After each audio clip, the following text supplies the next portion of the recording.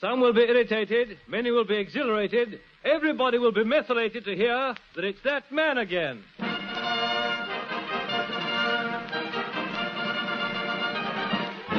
It's that man again, it's that man again, yes, the Tommy Hanley is here. When spirits flag from out of the bag, he'll extricate a time-honored gag. Mother's pride and joy, Mrs. Hanley's boy, oh, it's useless to complain. When trouble's brewing, it's his doing, that man again. Hello? Is Mr. Hanley there? No, ma'am, I ain't seen him in days. How many days is he in for? Madam, we are not amused. Well, my paper wants a story from him, and I've got to get it. No hope, lady. Tell him Miss Stropper phoned, will you? Yes, ma'am. And watch his face fall. Gee, this don't sound too good for the boss. I wonder where he is. He won't be long now. I've just greased the steps. What?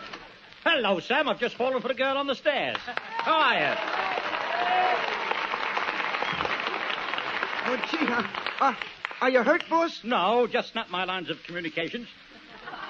I was trying to encircle her when she gave me a pincer movement, and I had to turn the other flank. Any messages, Sam? Sure, boss. An SOS from a sob-sister saying she solicited a story for a sensational Sunday scandal sheet with the sore in circulation, snooping surreptitiously on your secret sessions. Is that so? Well, I better protect myself against this. Now, Sam, you know the railings by the gremlins near the Coolings? No, boss. Oh, you must, Sam. Well, you know the High Street? Sure, boss. Well, you know the shop on the corner where they curl cucumbers? Yeah? You know Lover's Leap? No, boss. Well, they do when they sit on the cactus. Now, let that be a lesson to you. By the way, what are you trembling for? I'm nervous, boss. Well, don't look round now. Oh, why not, boss? Too foggy to see anything. Well, I must write an article on Yorkshire pudding for next week's batter box. And then I'll... Just stand where you are, Bill. Okay, Bill. Now, take a line from here, Bill. About a foot left, Bill. What the dickens... Quiet. All right, Bill. The door will go here, Bill. Front, Bill, or back, Bill? These chaps are giving me the willies. I'll make it 40 feet, Bill. Okay, Bill. I must call Sam at once. Bill! Yes, Bill? I mean, boss? Listen, if those two bills come in again, settle them. Sure, boss. Now, I've got a big idea for making this place into a nightclub for fire watchers. See who it is, Sam. Shove the wardrobe against the door and open it slightly. Hey, boss. Yes? It's Mr. What's-his-name. He says he just got back from Wales. From Wales? Well, tell him to come in and hang his leak on the hat stand. Why, if it isn't old... sit down. How are you, Mr. What do you call? Well, I'm all right, except for a touch of the old Colwyn. Have you had a good holiday in Wales? Oh, yes, indeed, man. I was at Aborigine? No, Abracadabra? No. Landed now? That's right. Oh.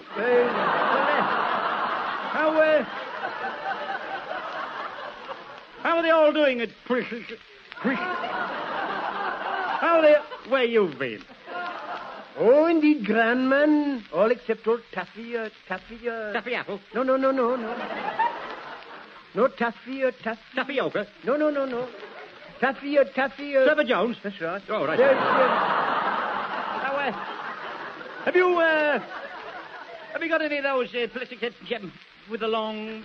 Oh, yes, indeed. They haven't come in, will you? Well, no, thanks. No, send me some of the short ones, won't it? Oh, if I haven't any man, I'll send what I've got, you know. I will see what you call it, isn't it?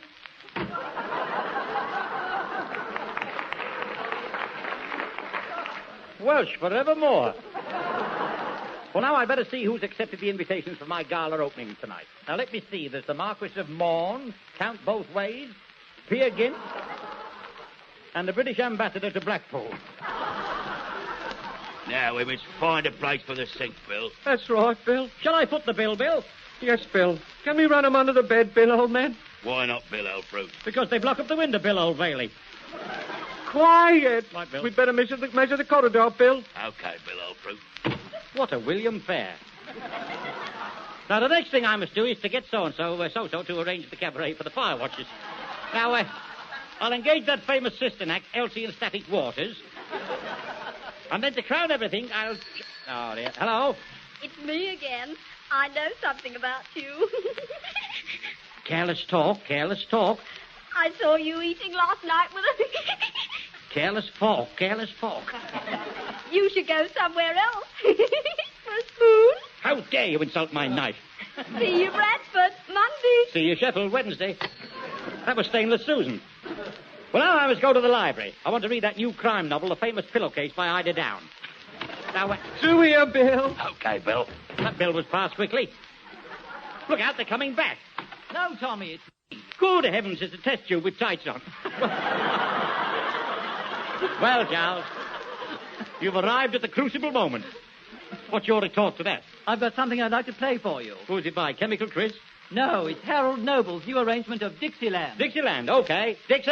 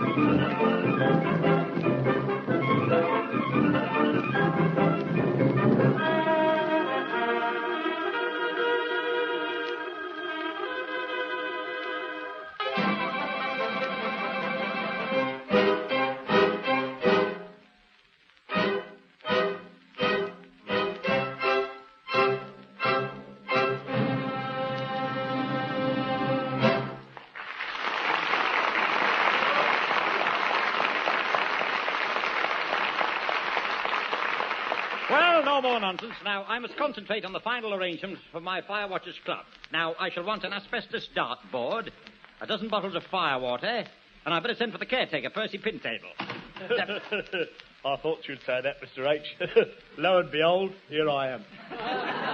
You weren't listening at the keyhole by any chance? Well, now, that's an astigmatism of my character. And to coin a phrase, it hurts.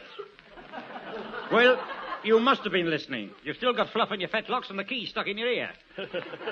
Lo and behold, so I am. Yeah, well, look, lo and behold, do you mind if I turn it? Lummy keeps the kitty off his conch.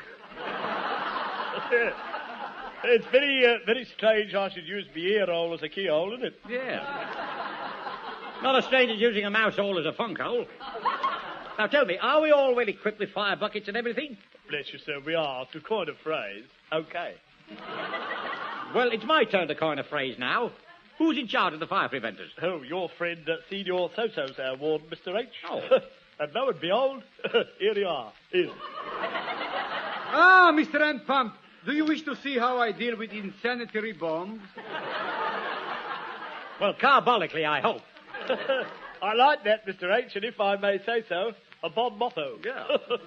Well, to pull a phrase, you're crackers. Now, so, how do you put out incendiaries? With my syrup pump. Well, I'll be sugared. I suppose the water trickles out of the nozzle. Yes, it comes out with a skirt.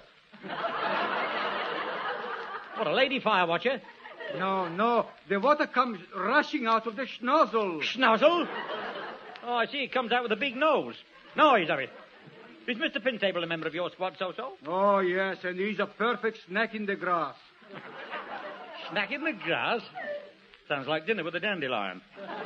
Oh, Mr. Hand Grenade, please remember, I am Chief Wooden. Well, you ought to go on the boards. And don't forget, none but the brave deserve the fire. Depend on me and everything will be ship-shop. Sheep shop. I'll have to bar that fellow. And that goes for you, too. I'm not waiting any longer. Well, fancy him being the leaning pin-up boy of Pisa, eh? I'll bet he wears catacombs. Well, now, next I want to chuck it out. That expanding box will be the very man. Hello, who's this? Now, Mr. Hanley, I really must have that story. What, do you mean the one about the two commandos in the blackout? No, a story for my paper. Oh. My card.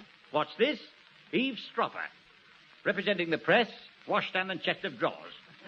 Address 26 Lupino Lane, Lambeth Walk.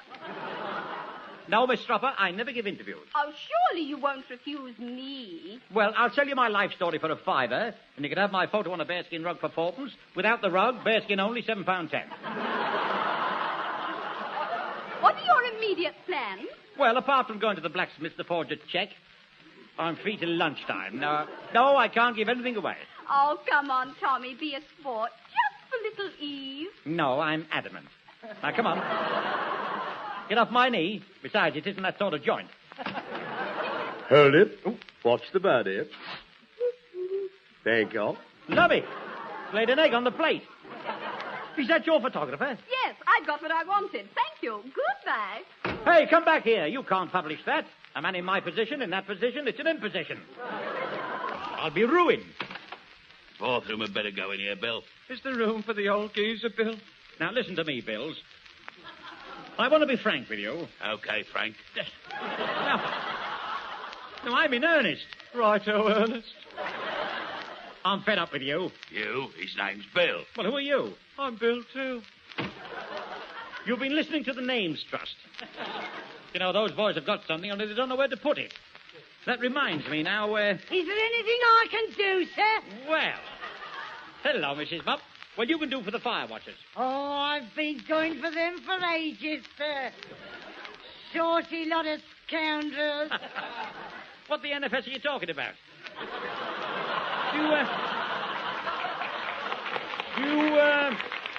Do you have to fire watch, Mrs. M? Oh, yes, sir. I had to register at the town hall. What, and sit round a fire bucket with old Ebenezer? Well, I'll be jiggered. Who goes on with you, anyway? Oh, there's no goings on, sir. It's all straight and above board. Below bar, you mean? What about Pat the Potman? Isn't he on with you? Yes, sir. Oh. I saw ghosts the other night, sir. Don't be silly. I bet it was Pat in your night shift. Sometimes it's Mr. Birkin, the landlord, sir. Oh, such a gentleman. Always says pardon before he takes his boots off.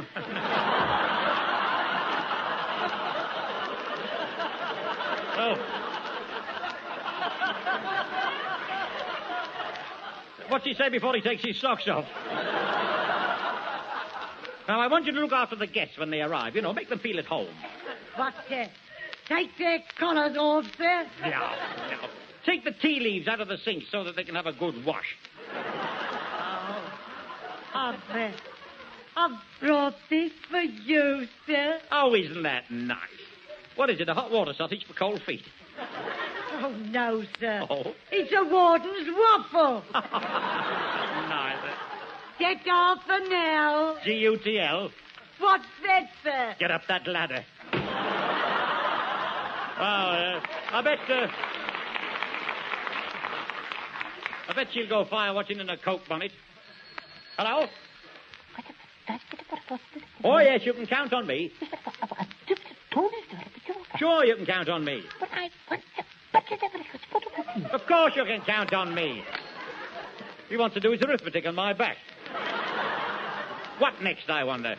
Boss? Yes? Boss, you're due in Tom Panelli. You've got a date. Well, if I was under 12, I'd have an orange as well. No, boss. Oh, all the entertainers for your party are waiting. All right, I'll see them right away.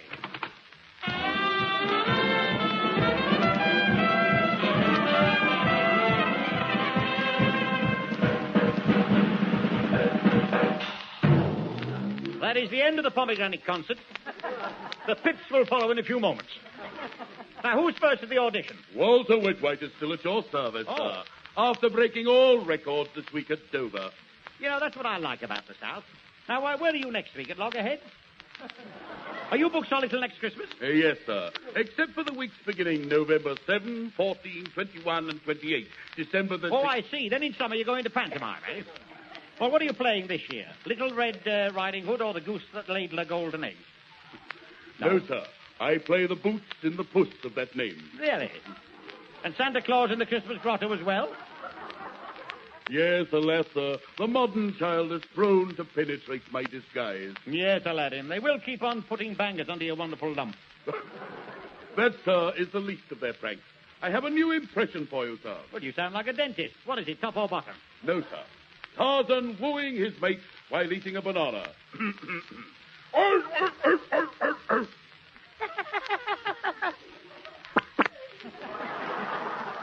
That's what I like about the mouth.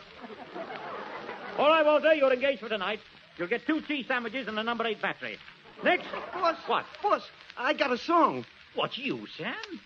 I didn't know you had a touch of the Paddy Joneses. Oh, gee, boss. I've always wanted to broadcast. Why, have you got a private income? Well, let's hear the words. I'm a Saratoga hobo from the sunny South, and how? A country cousin from the Great Divide. Everyone thinks I'm a wow. I was born in Oklahoma, and it ain't a-gonna rain no more. Sisakacha, Uchakala, Bevo, Aliyah, rah-rah. I am a Saratoga boy. Yowza. Sam. Well, that's terrific, but why do you hiccup all the way through?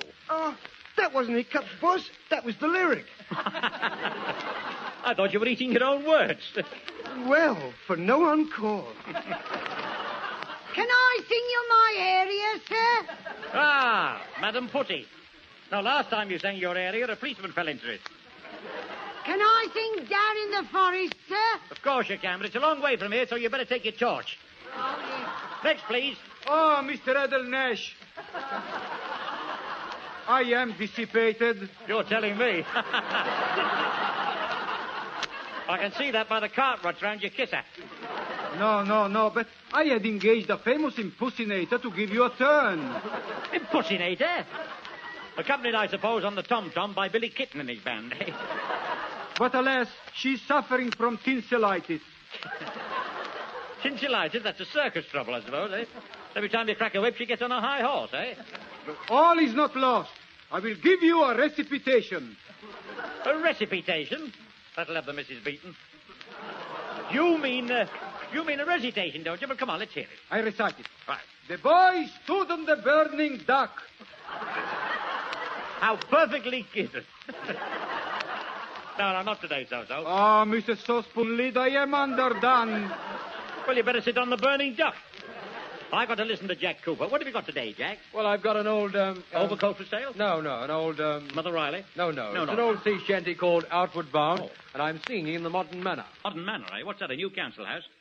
Well, have a crack, Jack. I will, Bill. Right.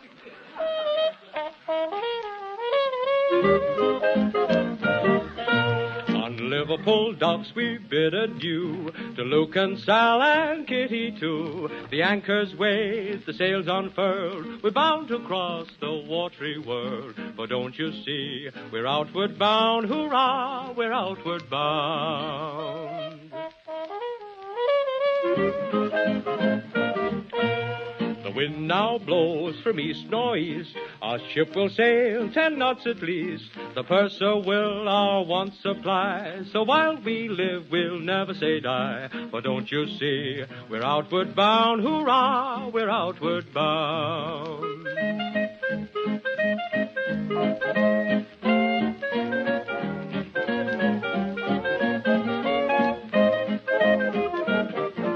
Now we're hauled into the docks, where pretty girls will come in flocks, and one will to the other say, now here comes Jack with his 3 years' pay. For don't you see, we're homeward bound, hurrah, we're homeward bound.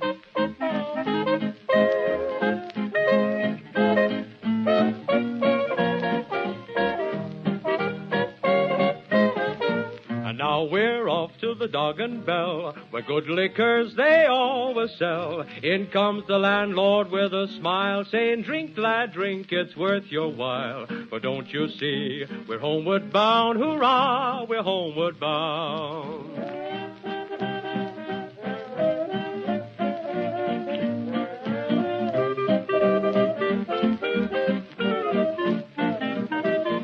When our money is gone and spent, there's none to be borrowed nor to be lent. In comes the landlord with a frown, says, get up, Jack, let John sit down. But don't you see, he's homeward bound, hurrah, hurrah, he's homeward bound.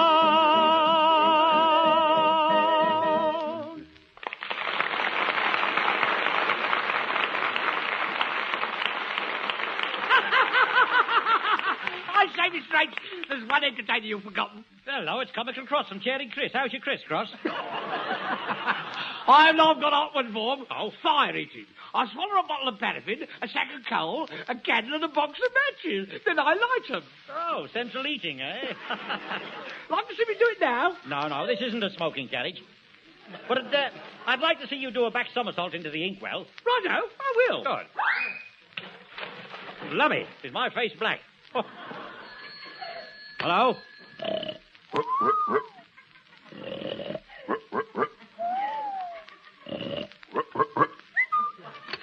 That was Pig and Whistle. Well, now what...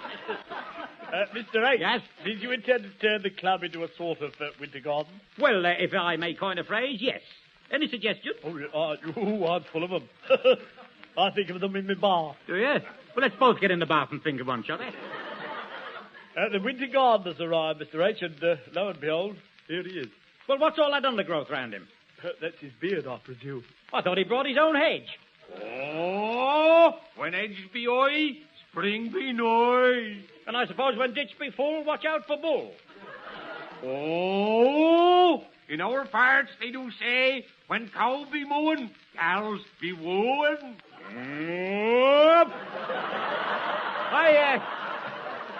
I always thought it was when pigs start cackling, let's get crackling.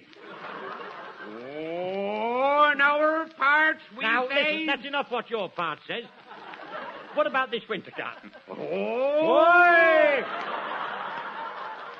I got old man Starlin, Parsons' niece, wild cowcumber, and shepherd's Eloy. I see, and Hibbert Hollyhock, Mangle Worsley, Sprouting Snagwort, and Alf's Button, eh? Well, haven't you got Handley's rambling statements? Way! In our parts, they do say, when Handley's on air, weather be fair. Oh, well, red sky in the morning, Monday night at 8. Thank you, Mr. Middlecut. Good gardening. Now, he's either got a sheep round his neck or his vest is showing. Well, now I better get dressed for the big do. I suppose a frock coat and a muffler would be the correct garb to greet the fire watchers. I hope it's still in the wardrobe. I'll have a look. Woo! Good heavens, it's a moth with a fur coat on. Now, you won't find a story in there, young woman, even if you do go through my pockets. Oh, be a dear. Give me something to put in my paper. Well, here's a second-hand blancmange and 2 live eels. I mean some particulars of your private life. Well, not until you give me back that snap your Snoopy photographer took. What, the one of me sitting on your knee? Yes. Here it is. Oh, I like that. But it would have made a better picture, you know, if you'd... Listen, come here a minute. Now, sit down. Put your head here. And your arm around here. That's it. Now, Hold it. Oh, dear. What's the birdie? Thank you. Here, stop that, man. That'll go in our sporting edition. The picture tells the story. Ta-ta.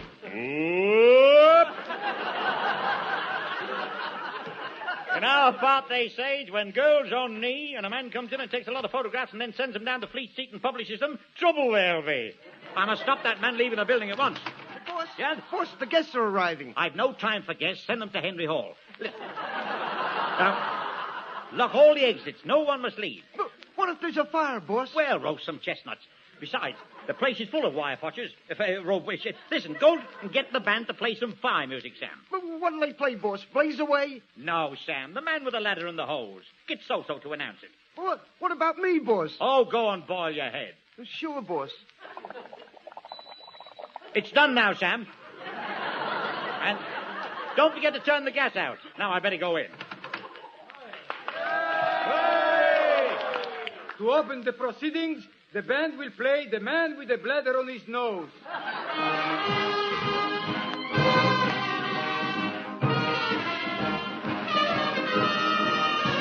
Produced by Drone Sharman.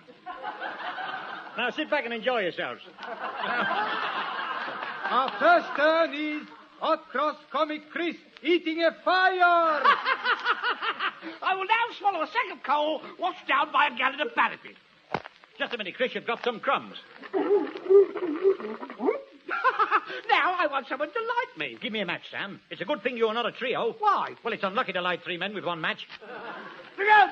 He's setting the place on fire as soon as in line. Put him out. I thought I'd give the fire watchers something to watch, eh?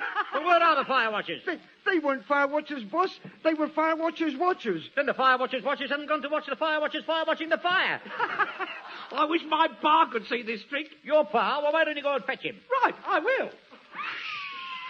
Oh, boss. What? He's going up like a rocket. Well, let's go and get his ration book. Just a minute, Sam. That might be Chris. Hello? Well, fancy that. Well, what's he say, boss? He says his pa wasn't in, so he's gone to Mars.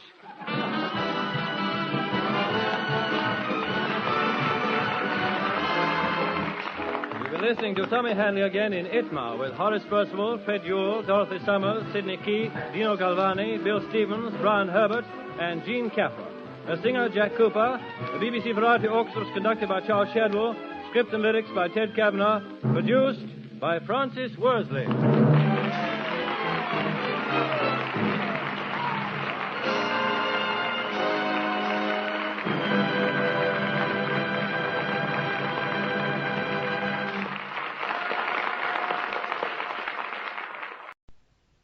Ladies and gentlemen, we don't care what he's been, we don't care what he's done. All we know is that we're happy to welcome that man again.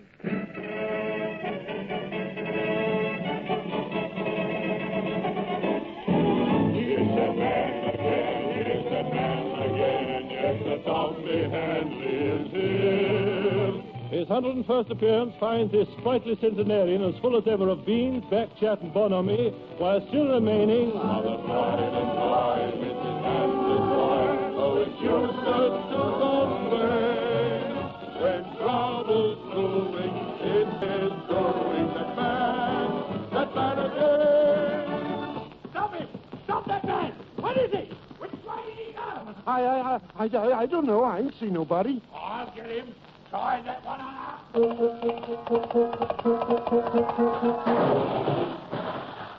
Miss me. Hello, Sam. It's the boss.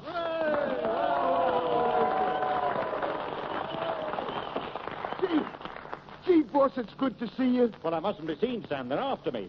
Anyone been in? Sure, boss. There was a man a moment ago. What, a big man with a hammer toe, a bowler hat, and a rear light? No, boss. That's him. That's him. Where is he? Where is he? Look out, he's coming back. I'll have to hide. Well, hop in my pocket. Thanks, I will. Stop me! Stop me! Stop me! Has he gone, Sam? Sure, boss. You can come out now. Oh, and not a moment too soon. What do you keep in your pocket, pigeons? No, boss. Ferrets. What, not Miriam ferrets from the Pig and Whistle?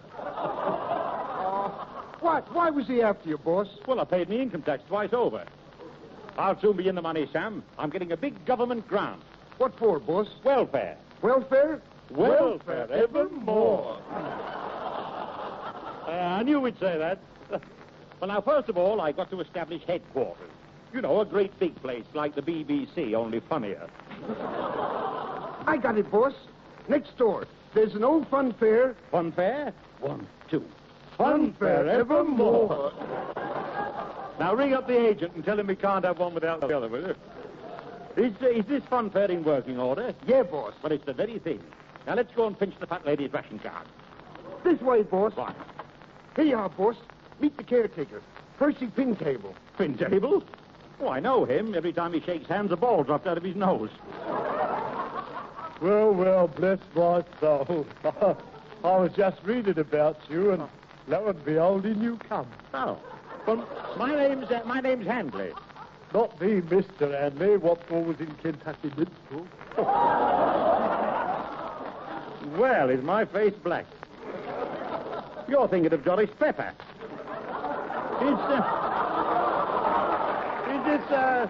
Is this place to let, cobwebs and all? Well, as a matter of fact, I was just going to advertise it, and lo and behold, in you come. Oh. Well, how much do you want for this miniature Coney Island? Well, now, a gent come in yesterday, and lo and behold, he said a cool cow. Did he? Well, let me ring up my lawyers. Hello? Is that lo and behold? I mean, is that grey, green, and white? Is George Black in? Is that you, Brown? Well, are we interested in a fun fair complete with roll-top deck and donkey engine? What's that? Oh, yes. It'll hold 1,000 soldiers and all the usual officers. Right, I'll tell him. Our final offer is threepence down, 6pence a week for 12 weeks, and Bob's your uncle. Well, now, I'll just consult my little daughter, Effie. Effie. Dad! It's a Robin's wife with a blouse on. Got the brokers in again. Oh, well, how old are you, my pet? 17 and never been out with an American. That's the last fairy story for tonight, children. Now, my dear, just show the gentleman round, will you? This is the shooting gallery. Yes. We lost the attendant last week. Really? What happened? Did he sit in for a ping-pong ball? Yes, and I shot him. What a sense of humor, eh? It's the roast beef for both England. Where's that man going with those 14 steaks? He's taking the fasting man his breakfast. Fasting man? What's his name? John Snack? Oh, you are a one. I know. Oh, dear. We do meet him, don't we, Sam? Now, there's one thing I'll need, and that's protection. I got the very man, boss. My brother Butch. Butch? Oh, I know him. Begin the beginning. No. No. What is oh? No. Gee. No, not a Hutch, boss. Butch. Well, who is this hodgepodge bush? Not a Hutch-Potch, boss. I said bus. Oh, let's take a taxi. Hi, Catch. No, boss. Butch, my brother. Oh. He's a live wire. Educated at Eton and Harvard. He's a city slicker. Oh, I know the kind. Talks the hind wheel off a Jeep. I know it. I'll go and fetch him, boss. Right. Hey, Butch. Mr. Handley will see you okay. Yeah, sure, Sam. Now we go and chase a couple of dames. Oh, come on, Butch, it's a cinch. Okay, give us a shot of who. No, Butch, you'll get it later. Come on. Here he is, boss. Meet my brother, Butch. Right glad to have you know me. Ah, so you're Butch, are you? Well, you're the dead spit of a woman I know in this sideshow. Yeah, sure. Yes, your face is exactly the same, if it wasn't for the beard. But he ain't got one, boss. No, but she has. Have you been over long? Ah, shucks. Oh, he's a varsity man, all right. How long? Yeah, shucks. Oh, that's too long. But what wages would you want? Oh, shucks. Shucks, eh? What's that in English, money? All right, you can start right away. Oh, shucks. Could be. What a shocking man. Well, I really didn't want to engage him, but he talked me into it. Will you be wanting me, Tommy? Lummy, it's a lost chord with a hat on. Yes. Well, I'll lead a band in my uplift campaign. Well, I'm your man. Oh, well, you'll be able to uplift me with some of those brassy airs of yours, you know. Well, I've got a new musical piece. Oh? It's Hal Evans' idea of how you spent your holiday. Oh, not before the band, Charles. Oh, that's all right, Tommy. I've rubbed out the rorty bit. Oh, thank you. You went to the seaside, I suppose. Yes, and I got a great reception from the local band. The only thing I didn't get was a bed. Ah, well, we'll play you a descriptive piece. Hansley's Seaside Holiday. Oh, Tom sleeps on prom. To the train, Charles.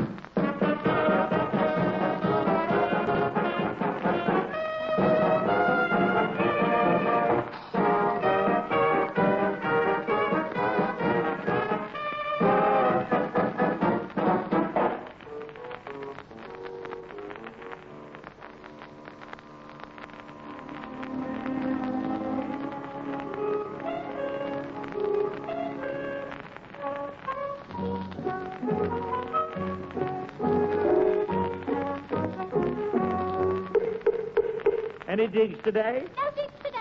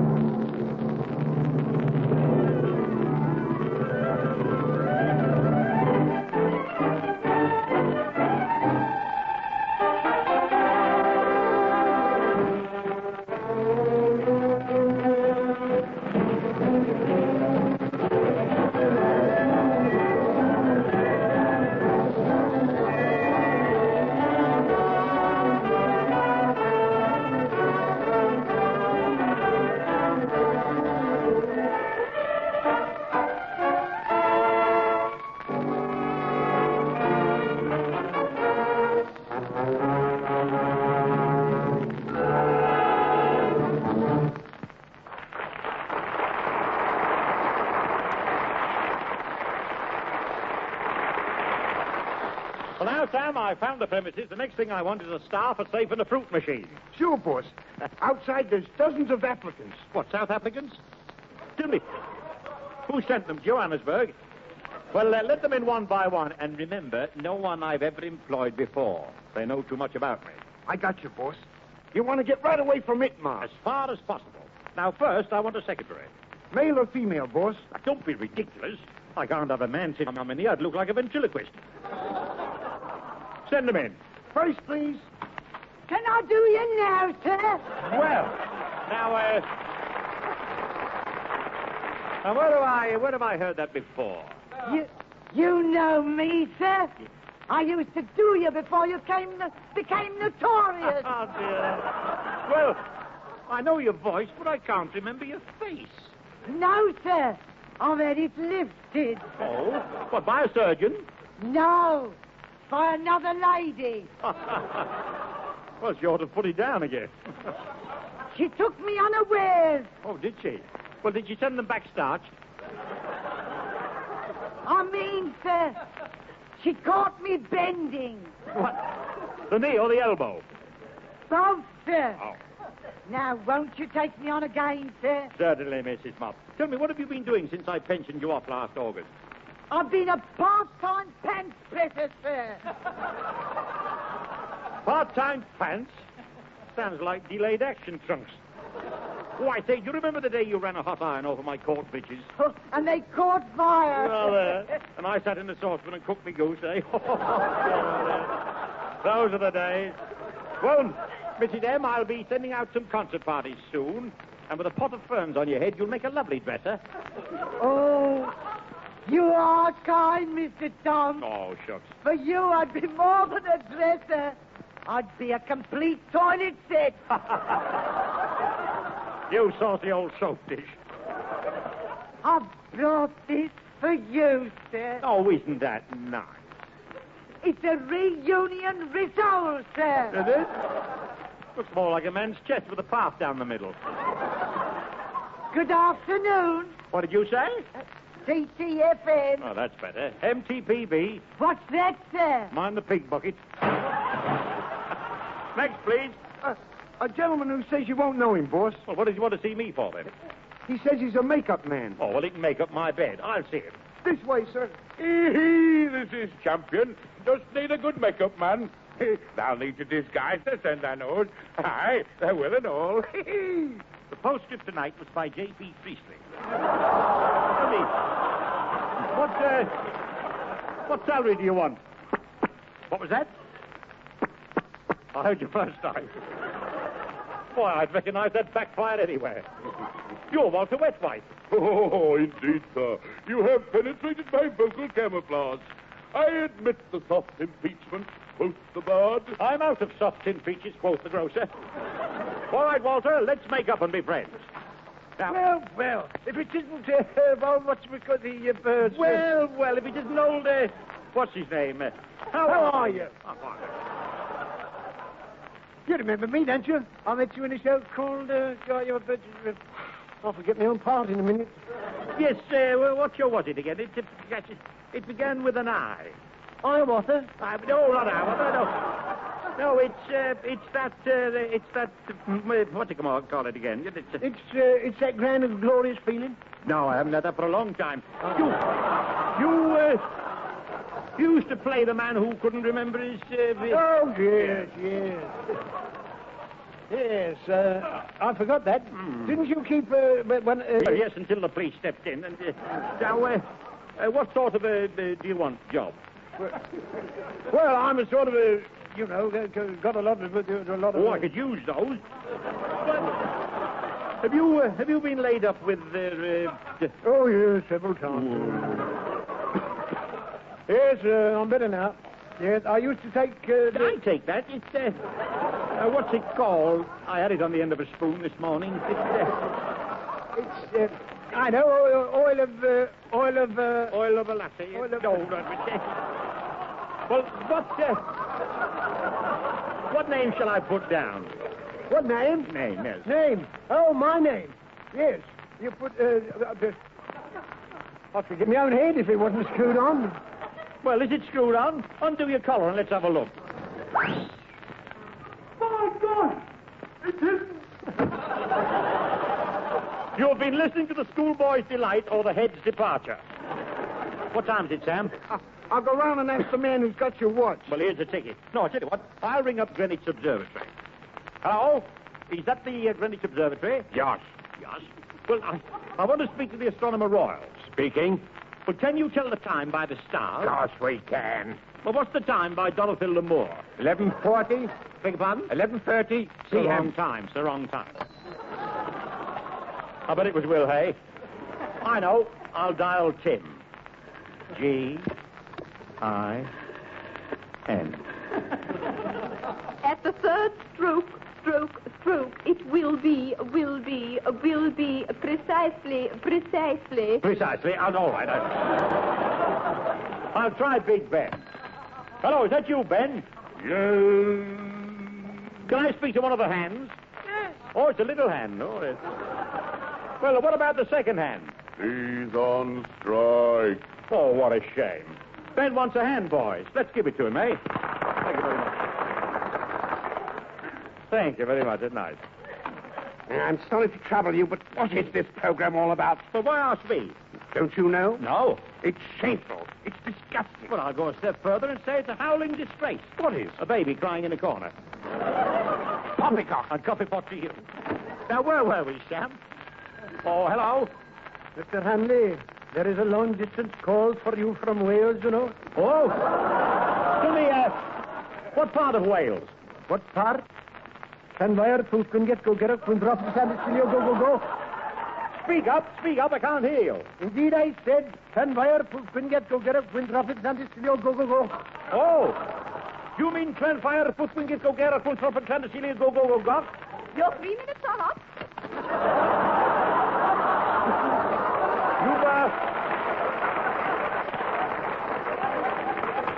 You've been listening to a new version of French Without Tears entitled Welsh Without Leaks. And that reminds me, I've left my tights in Kinnigongle.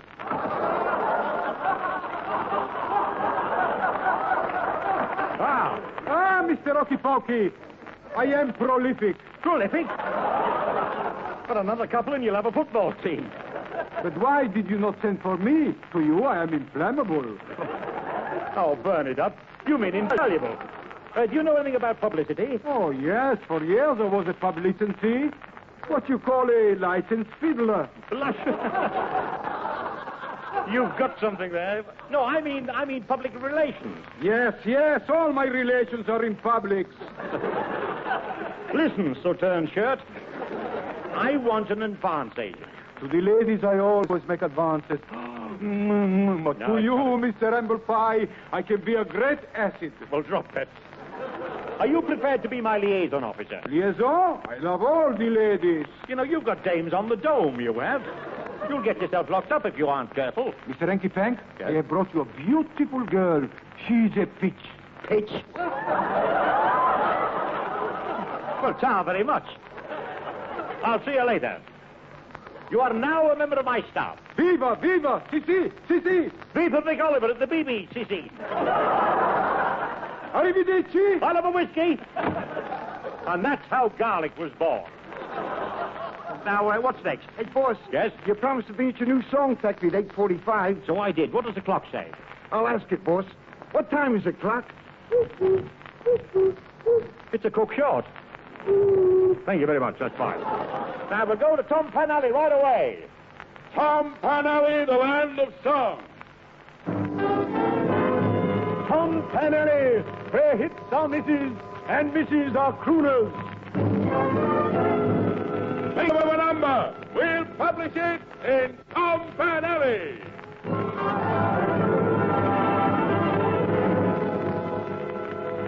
I've got a song for you, dear, when the moon is sinking low.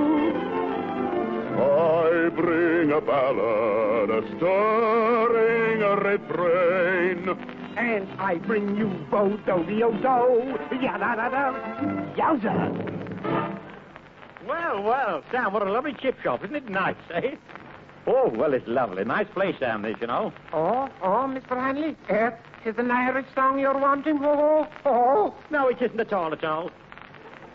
Oh, glory be, I have a song here that'll suit your highness down to the ground. Oh. Well, what's it called? Sailing on the Jimmy O.D.? It's a darling song. Oh. Is your name Cochrane?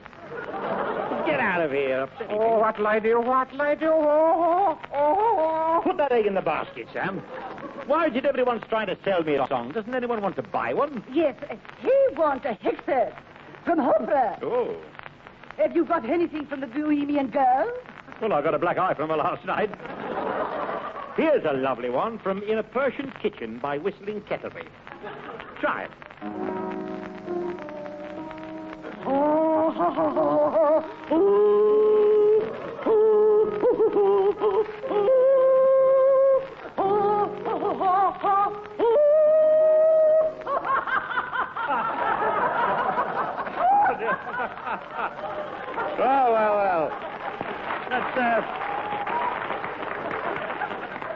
That's right down your throat. Lovely. Boss. Yes? Boss, my brother Butch has just written a song. It's a humdinger. It's a tear-up. Ain't it, Butch? Oh, could be. Well, let's hear it. Well, I'll play it and Butch will sing it. He sings just like Hutch. Now, don't start that again. What pitch, Butch?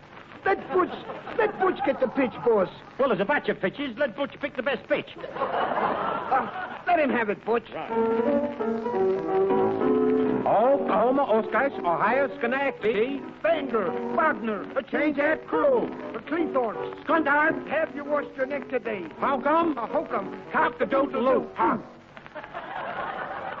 What do you think, boss? Ain't it a wow? Well, it's certainly got the Butch touch. But it's not quite Butch's pitch. I'll tell you what, get it printed, Sam, and add a blank page of fish and chips. What did I tell you? Butch? The boss is 1 in a million. Could be. I wonder if Butch has got a brother called Titch. I've had a touch stitch for a tanner. Now, sir, what can I do for you? My little boy sent you a song. That's right, Daddy. This must be Lo and Behold. Oh, yes. I published it, didn't I? Yes, and you charged him £10. That's right, Daddy. Well, And he never made a sausage. Didn't they make a sausage? No. Well, has he tried? I mean, have you got a mincer? No. Well, don't waste my time if you haven't tried. Knock his blooming block off, Daddy. All right, I will. My dear sir, I took the liberty of rewriting your song's lyric with the help of Noel Coward, A.P. Herbert, and Oliphant Chocobotty. I'll sing it for you.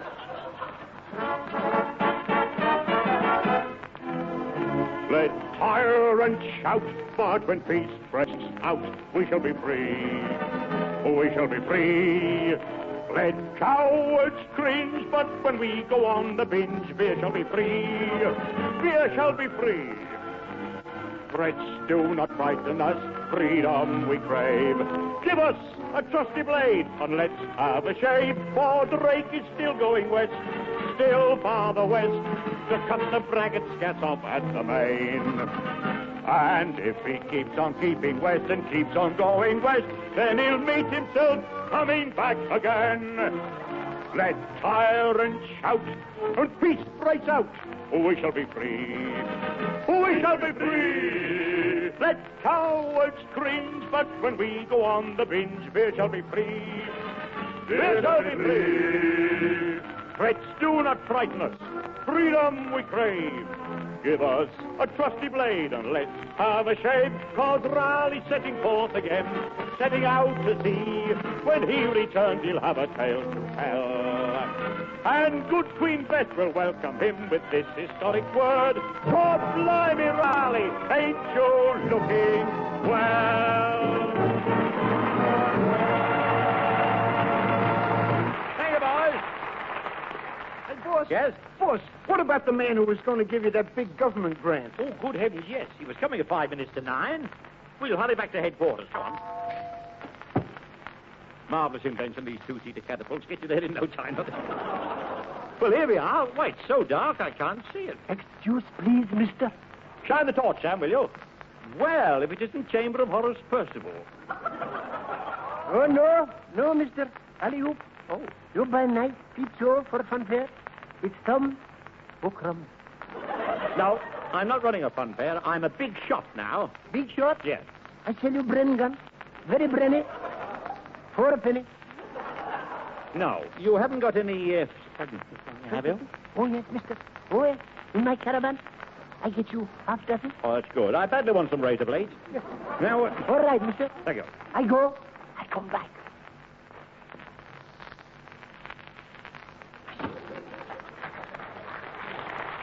Good evening. Ah. Walter Whitwaite at your service, sir. Have you heard my latest impersonation? Well, I've no time now, Walter. I'm expecting Mr. Hogg, the man with the government grunt. Grant. Oh, it won't take a moment, sir. Now, my first, a cow jumping over a moon. Well, ask her to leave an extra pint for me on the way, will you?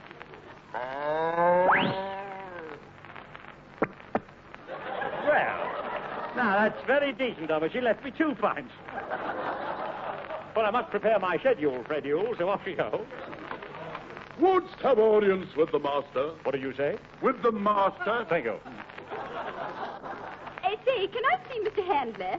By appointment, madam. Oh, don't be tiresome. I'll go in. Oh, I say, Mr. Handley. Yes? I want to do you. Well, Mrs. Mop usually does me, thank you. I mean, I want to do your buff. Well, I'm afraid I'm not wearing it at present, you see. Are you from Whitehall? No, Royal Academy. Oh. Can you give me a sitting? Well, I'm afraid my hens haven't been laying too well. I mean, have you ever been modelled in wood? No, but I've been petrified in the forest. Well, this is an honor. Now, I would like to be carved in marble, doing the V sign with one hand, and then you can use me as a hat stand. Well, goodbye. DLT, yes. What does that mean? Don't let the chisel slip. Charming little girl. Oh, there. Hello? Golly. Golly. Golly. That was Mr. Wogg. Now, let me see. There's a gentleman to see you, sir. And lo and behold, here he comes. This'll be the bloke in the boodle. Well, show him in. Yes, this way, sir. That's him. That's the bloke I'm after. Here, stop, please. Lo and behold, this is where I came in. Lo and behold, this is where I go out. See you next week, folks.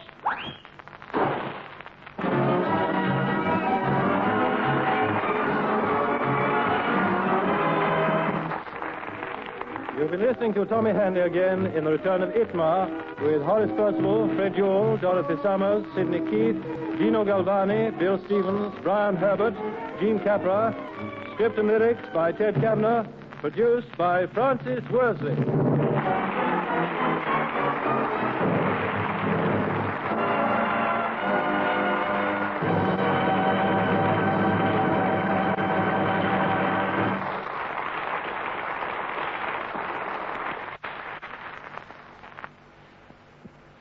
Ladies and gentlemen, it's that girl again introducing that man again.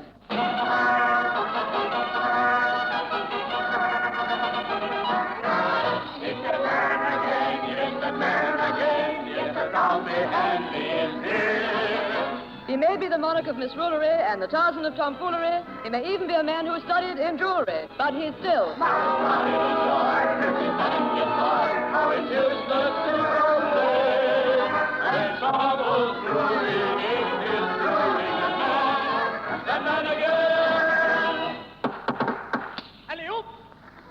Pray silence for that microphone master, that ancient broadcaster, that real mustard plaster, the right reticular Tommy Handley.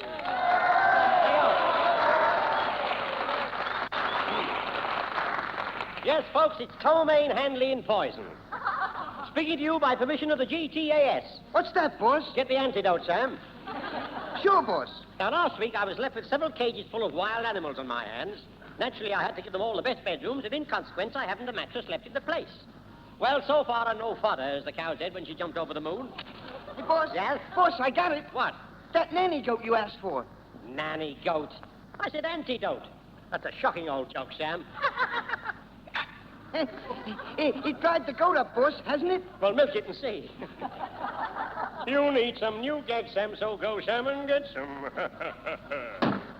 He's been reading Big Ego. Hello? Oh, it's you, is it? Well, go on. Where? In the best bedroom? Well, I'll bet it's the first time, too.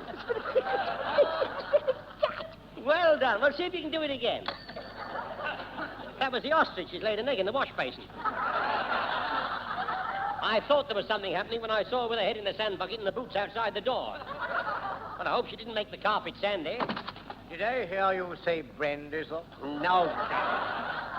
In any case, it's too early. Now go back to bed and I'll squirt your breakfast through the keyhole. I say, Henley, is my nose red? Soak it and see. He's got lugs like loving cups.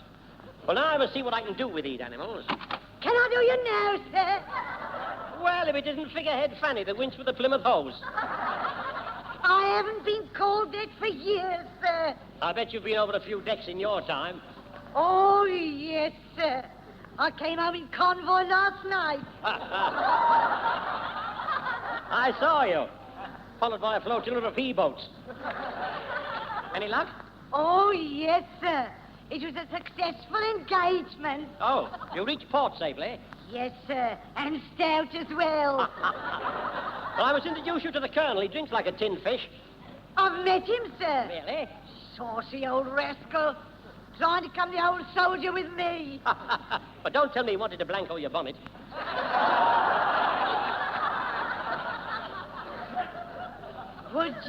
Would you do something for me, sir? Certainly, Mrs. Mop. What is it? Would you take the elephant out of my room, sir? I never know which end he's speaking from.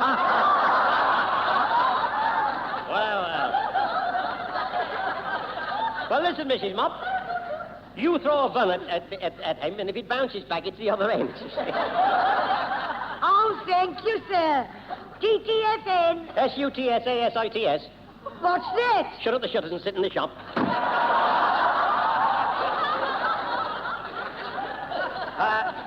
You have just heard Flanagan and Camel doing a running dromedary. Now, where's Sam got to?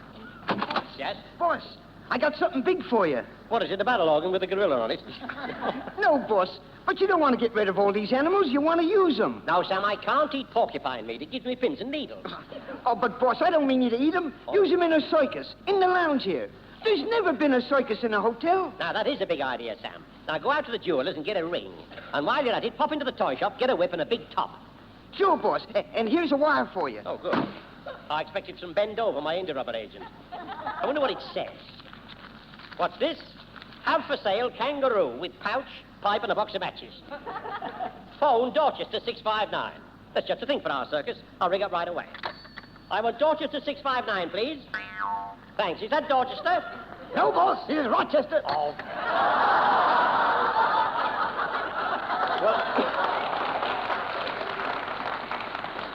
Now, I suppose if I press button B, I'll get 2 bennies back. What a hope. Well, I must book some acts at once. I'll get hold of an agent. Hello? Hello? And do I mean hello? Know the voice, Mr. H? Well, it sounds like my old agent Bookham, who splits his commission with an axe. What have you been doing this long time? Trying to book straight deal for pantomime? Now, the moment I heard your voice, I said to myself, ho-ho. Not 10%. No, ho-ho. Ho-ho, I see. What can I do for you, Mr. H? Well, have you got any circus acts on your bahooks? The thousands of them, Mr. H, performing cahats, acrobats. And hopefully more bar hats, eh? Here, I'll send you something. So how long? So how square? You know, he's in a big way, Bookham. He's got an Astrakhan fountain pen and a photograph of Paula Green eating fish and chips in evening dress. Now, all I want now is a band. Did I hear you say band, Tommy? Hello, it's a piccolo with pants off.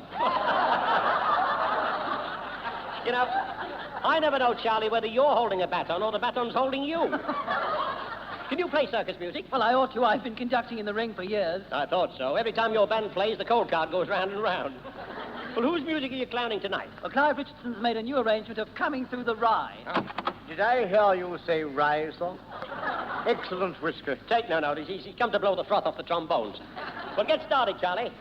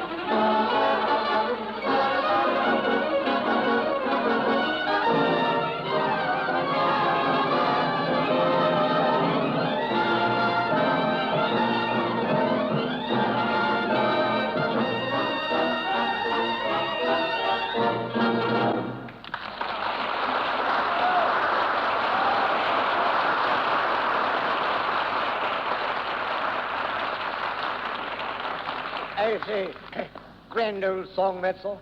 Gin a body, legs a toddy. No, Carol, you should say gin a body. I beg your pardon. The G is silent. It didn't get up them stairs. What's the matter with your scotch? Nothing, sir, except that I can't get any. Oh, you can't. Well, what's turned your moustache into a bunch of stalactites? Well, Bungo. Oh, mud in your eyes. As the crow flies. You know, he's discovered the secret of perpetual potion. Well, now I'd better get on with my preparations for the circus. We shall want some sawdust. Now, where can I get that? I know. Sam, slip up to the nursery and get my teddy bear. It's under the pillow with a knuckle duster. I say, Hello? Mr. Have you heard this one? What? Not the one about the, who married his, No. This is a new one. Oh. Yes, it's about... oh, you'll scream when you hear it. Yes, it's about... It's about time you started. I've got it now. Have you? Yes, I've got it. 3 men went to... Moor Meadow?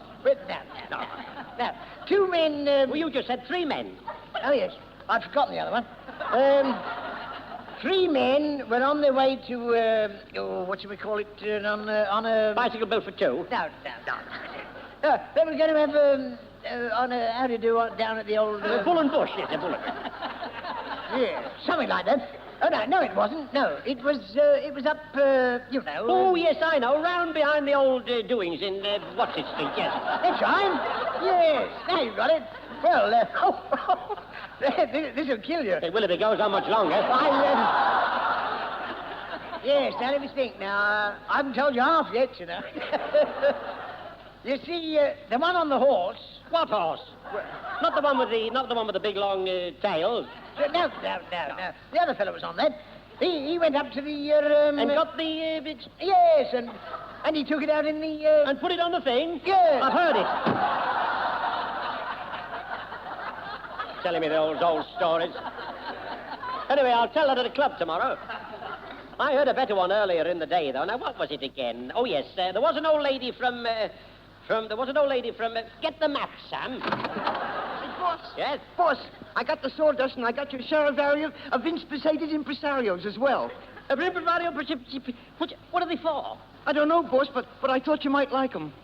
Oh, go and tell that to the Marines. Sure, boss. Hey, boys. Yeah? I brought the boss a Saravario of Instigated Impresarios. Oh! I told him, boss. Wait, hold on. Well, tell me, Sam, how did they take it? Oh, badly, boss. Oh, they must be Americans. There's a lot of queer dinks outside, boss. Yes? They say a guy called Bookham sent them. Oh, they'll be the acts for my circus, Sam. Well, send them in. Sure, boss. Voice, please. Name? Mademoiselle Anita. Sam, what's that she's got in her arms? A muff, boss. Oh, a muff. Oh, that's all right. Well, send her in. What do you do, my dear? I am supposed to be a tightrope walker. Walker? Supposed to be, eh? Well, don't you know? No, I have never tried, but I would like to. Oh, yes. Well, obviously a dumb blondin. I must get rid of her. Now, miss, will you try this telephone line outside my window? Oh, but it is so far from the ground. Oh, never mind. You can take off from the windowsill. Now, give me a hand. Now, off you go. Now, go on.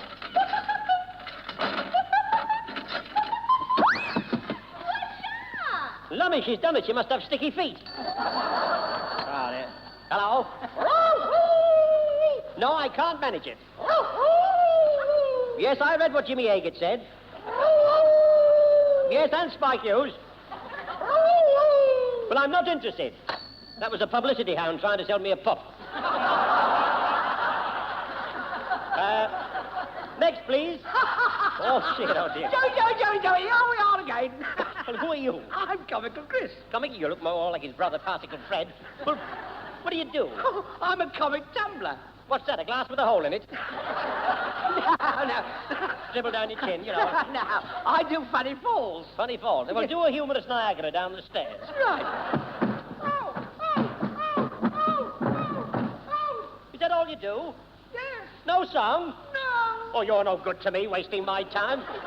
Well, I don't think much of Bookham's discovery so far. Is there any more, Sam? Sure, boss. A foreign guy. Oh, well, send him in. Oh, Guten Morgen, my friend. Oh, it's you, is it? Well, what are you doing, an Iron Cross talk act? No. I have some performing insects up.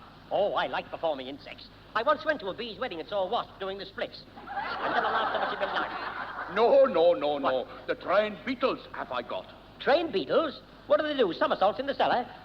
So you want to ruin my hotel by bringing in beetles, eh? That was the idea. Big beetles. Oh, that's all right. I thought you were going to bring little ones. Oh, but it is a good joke. Yeah.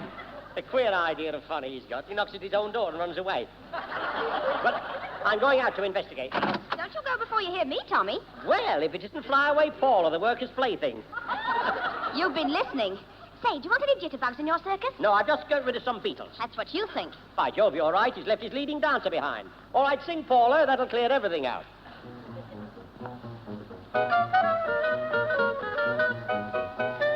There's just one fellow for me in this world. Harry's his name. That's what I claim. For every fellow, there must be a girl. I found my mate by kindness of fate.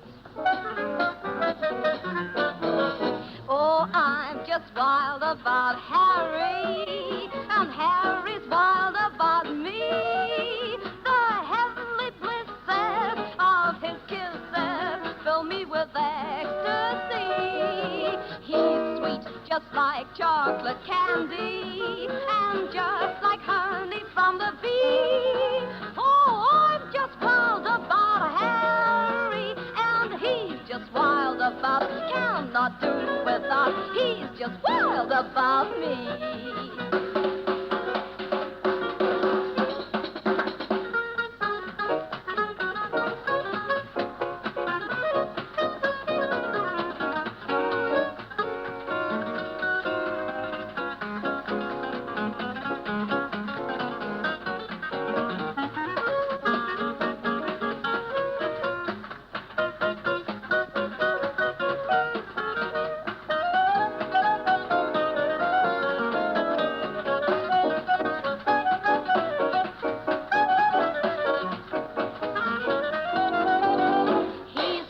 Just like chocolate candy, and just like honey from the bee.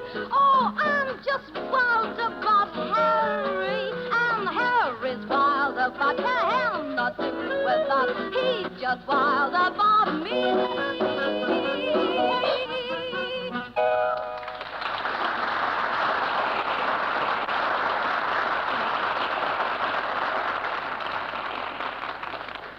Yes? Boss, I pasted pictorial posters promptly portraying the prehistoric potentialities of your performance and prefacing the parade that promises to petrify the proletariat. There should be some cues waiting after all those peas. Any other acts, Sam? Yeah, boss. A line tamer. Don Furioso. This way, please. Come on. What are you afraid of? Good heavens, a female lion tamer with a little boy in the lead. Little boy?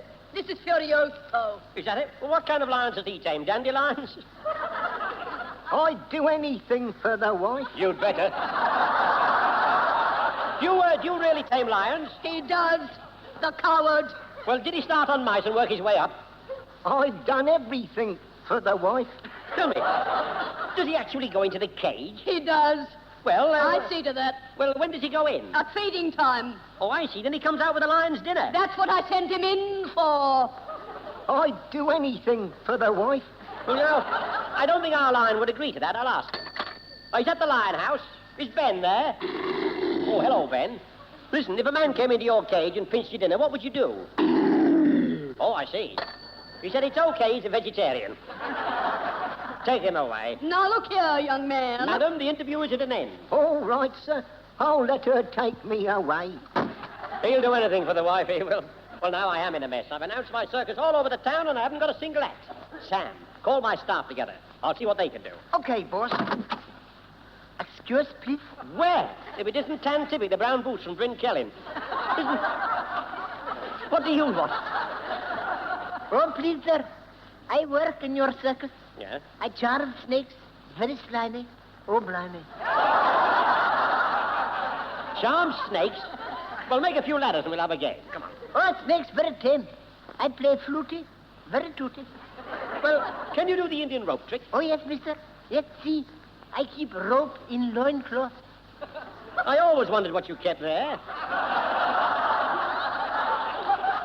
Now, please, mister, I take the rope and I throw him up so. By Jove, he's done it. Now climb up it and bring down the Messerschmitt. All right, mister. I climb a rope. I go. Give me the scissors, Sam.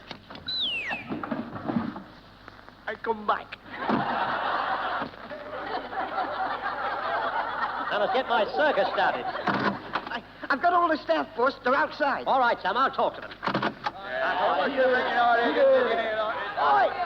Oi, what's the game? We're not blinking acrobats, see? I'm sure my devoted staff will rally round me in this crisis. Now, is there anyone here who has had any experience with performing animals? Oh, yes, Mr. Humble Pie. I am an animal timer.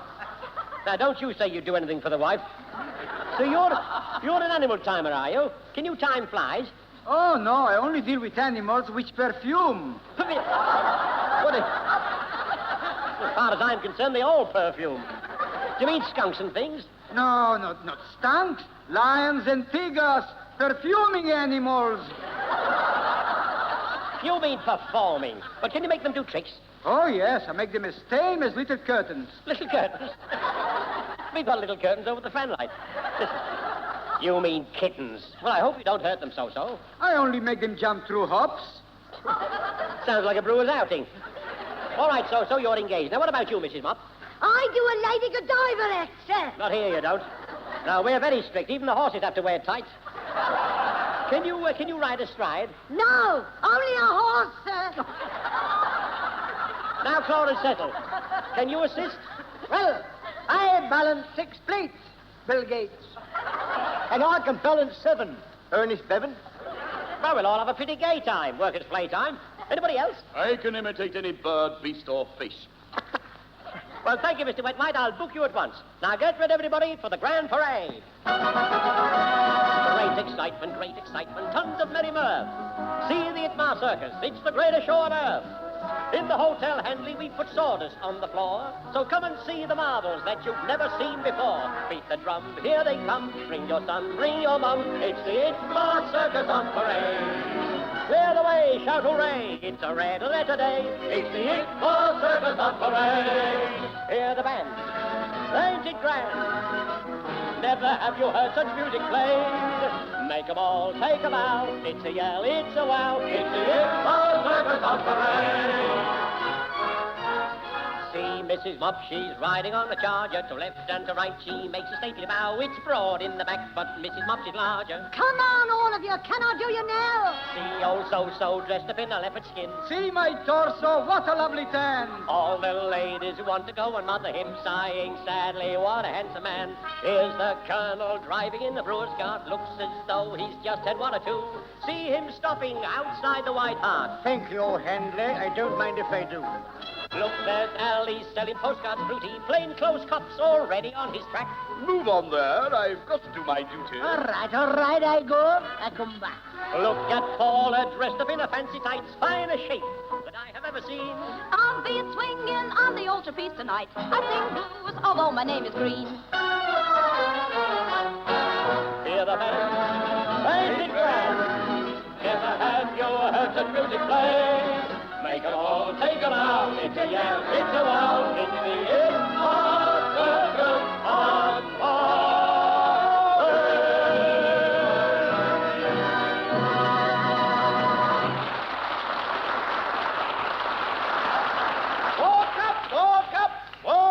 Walk up. Seats at 10 shillings only. The greatest show on earth. Only 10 shilling seats left. How much is the tax? 1 and a penny. Right, I'll sit on a box of those.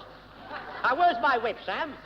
Oi, no, kid. You cut my collar off. How dare you wear one in a circus? Start the band, Sam, quick.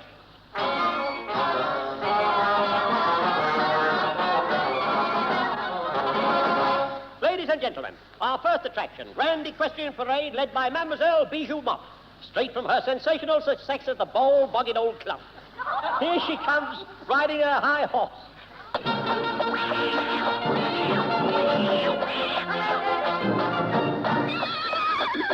you throw me off, you flat-footed filly, I'll do you. Up she goes, and down she comes. Up she goes, and down she comes. Up she goes, and she hasn't come down. Next, please. Now we come to the great Juxley, the one-man brains trust. No questions put to him will remain unanswered after a certain date. Oi, who won the derby this year? Well, I had it on the back of my slip this morning. It was won by... By a horse. Now, any more questions? Yes? What is the geodetic equivalent of the diametrical calculus? Is that a question or a monologue? Can you answer it? Well, it all depends on the fulcrum. What do you say, Juxley? Well, as a matter of fact, it's all a matter of... Fact, that's right. And now, Professor Wet-White's waltzing walruses, seals, and titmice.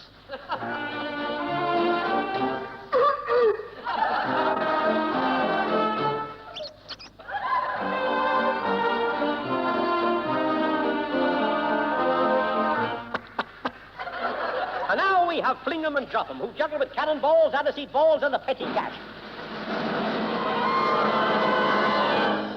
After you, Claude. Now, after you, Cecil. They start off with the breakfast dishes and work their way through to supper time. There goes Jug, Mug. And also the basin, Jason. You've broken the utensil, Leslie Hensel. Now fling in the flaming clock. Mind me clock, old cock. You mind my topper, Mr. Cropper. You set fire to his dicky, Brian Mickey. Fetch the fire eater, Sam. And now, ladies and gentlemen, here is the gypsy fire eater, petrol lighter.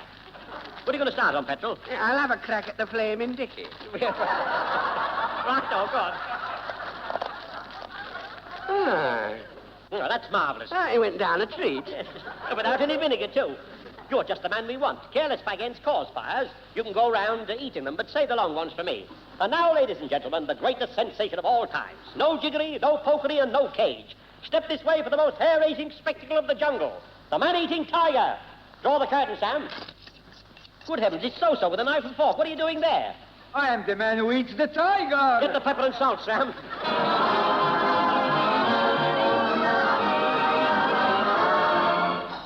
You've been listening to Tommy Handley in It's That Man Again with Jack Train and Sidney Keith, Dino Galvani, Horace Percival, Fred Ewell, Bill Stevens, Dorothy Summers, Vera Lennox. Ladies and gentlemen, it's unavoidable, it's inescapable, it's Thursday, it's That Man Again.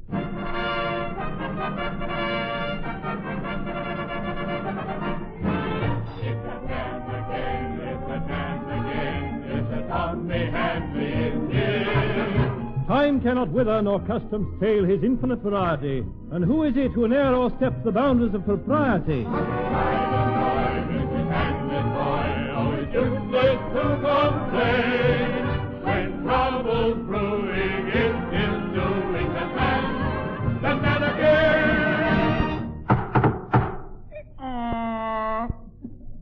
Pray silence for that grandiloquent gas-bag, that imponderable impresario, the right ramshackler, Tommy Handley. Hello, folks. Have you seen the new birthday honors?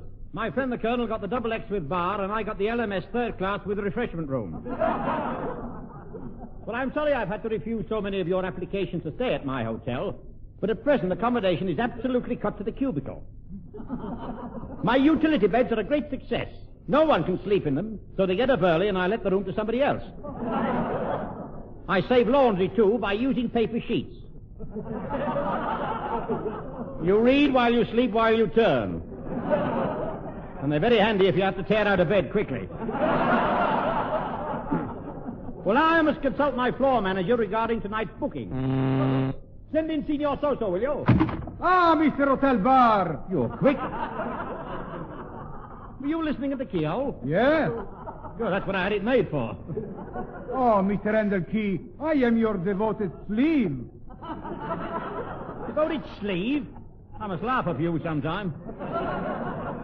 So you have promoted me to be your flower manager. Flower manager? Oh, it's you that's been putting Marge in the buttercups. I will take complete charge of your indoor stuff. Listen, I look after the ladies, thank you. How many maids have you? I have 20, all willing and ready-made. Ready-made? Well, save me two with side pockets. Ah, but in charge of them, I will have a housekeeper. Kipper? Well, put it in the goldfish, will you? No, I mean a real housekeeper. Oh, have you? To that Mrs. Mop, you must give the bag. The bag? What, to put her combings in? I do not like her combings or her goings. The bag she must get. Well, that's 2 bags. You only want 1 more per game. You mean the sack. I can't do that. She's what you call a noisy poker. Noisy poker? Well, that's what the band play in the intervals. She has a finger in every cake. Is she really? Well, that's useful for pointing out the currents.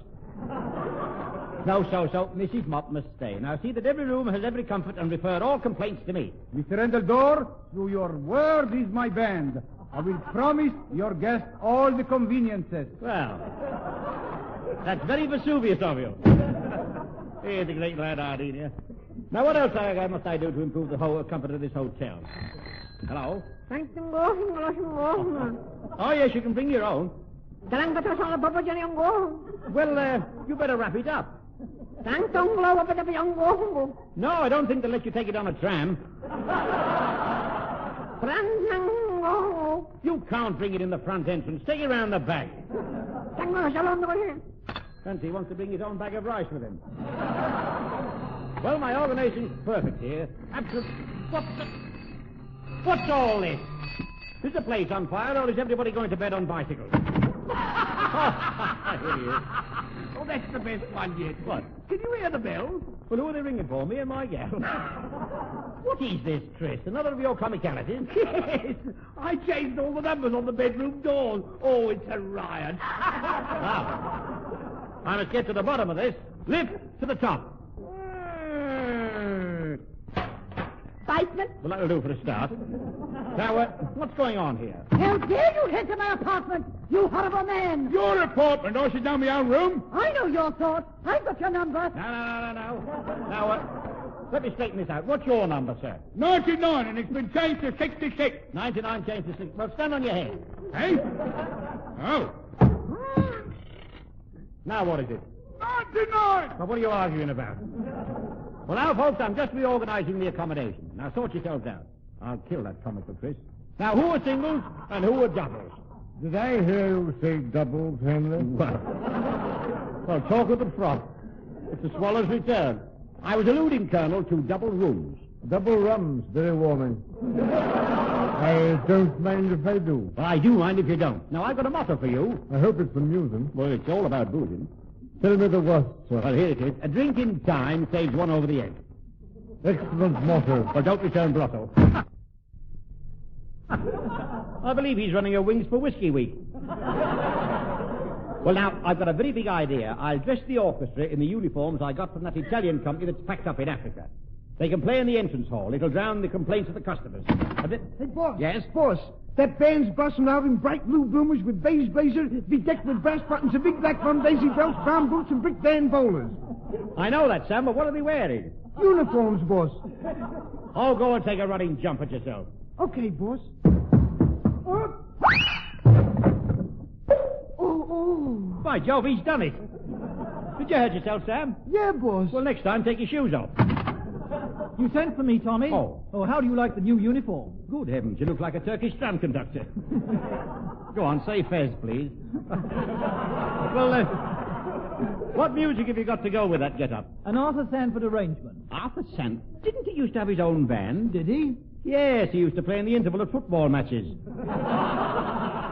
Many a penny I've thrown in his sheet. What's the tune? The Keel Row. I'd rather have the Cod Row. Well, play, Charlie.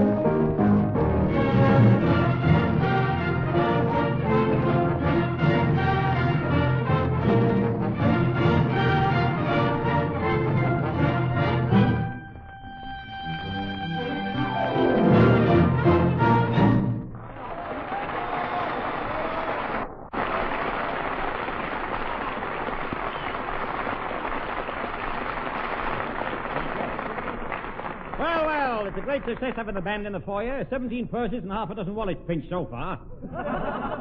Excuse, please, mister. I thought you'd gone to Bolton for the Battle of the Black Puddings. Didn't I tell you couldn't peddle in this hotel? Oh, please. I got license from chief cook to peddling pub. You know, every time you come in here, a camel leaves town. Now get out. Oh, please, mister. I sell you spray, very sneezy, good for fleasy. Good for fleasy, all right. Well, try it on those dogs over there.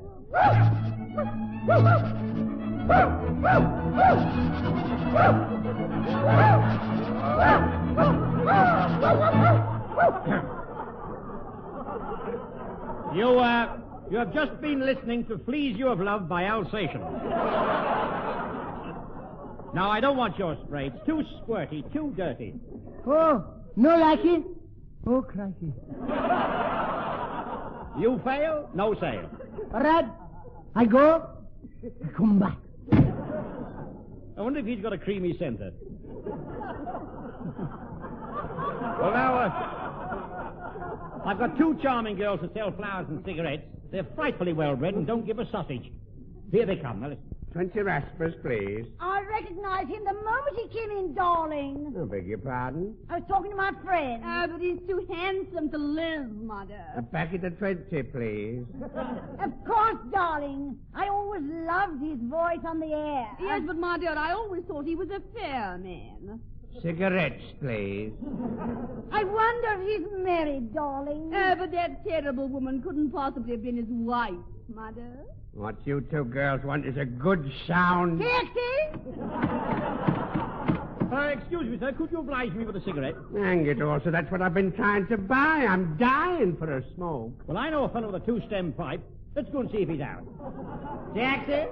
Ah, there you are, Mr. Hanging Fence. Hanging Fence? I have just found out that for the bed, there are not sufficient bolsters. Oh, I see. Bolsters! I see, that's right. Well, why do you want poultices? No, not poultices. Bolsters! All right, so I'll get you some more mattresses. Thanks. Guns. Sam, go out and get two bibs. Sure, boss. Now, don't you start. Any new arrivals, Sam? There's one asking to see you. Well, send him in. He probably wants to buy the hotel, so I'd better scent the cabbage water. And I'll put a dentist in the vestibule to make a good impression. Oi, mate.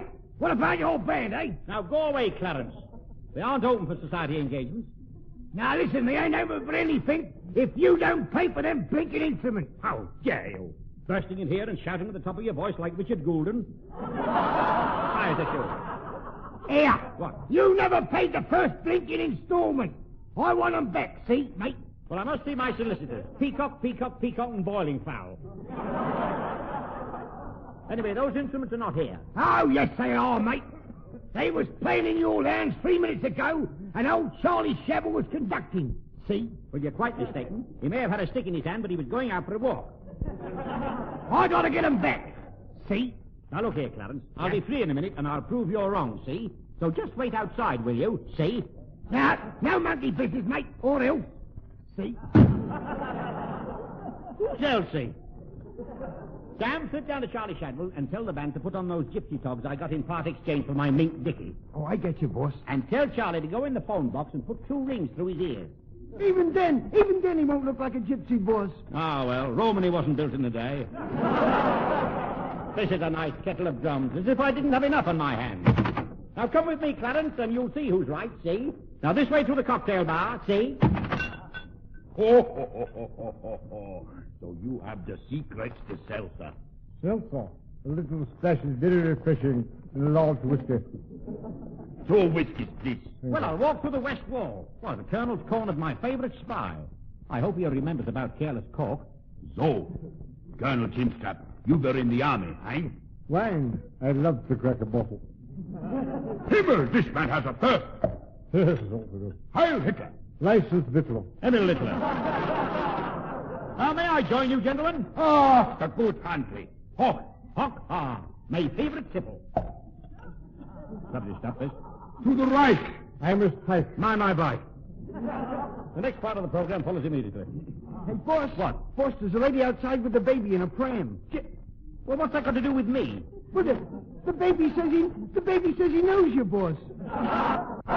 Knows me? All right, send it in. There he is, darling. Hello, baby.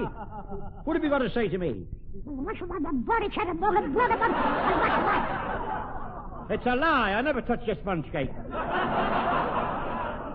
Take him away, Pram's bottom. Trying to pin things on me.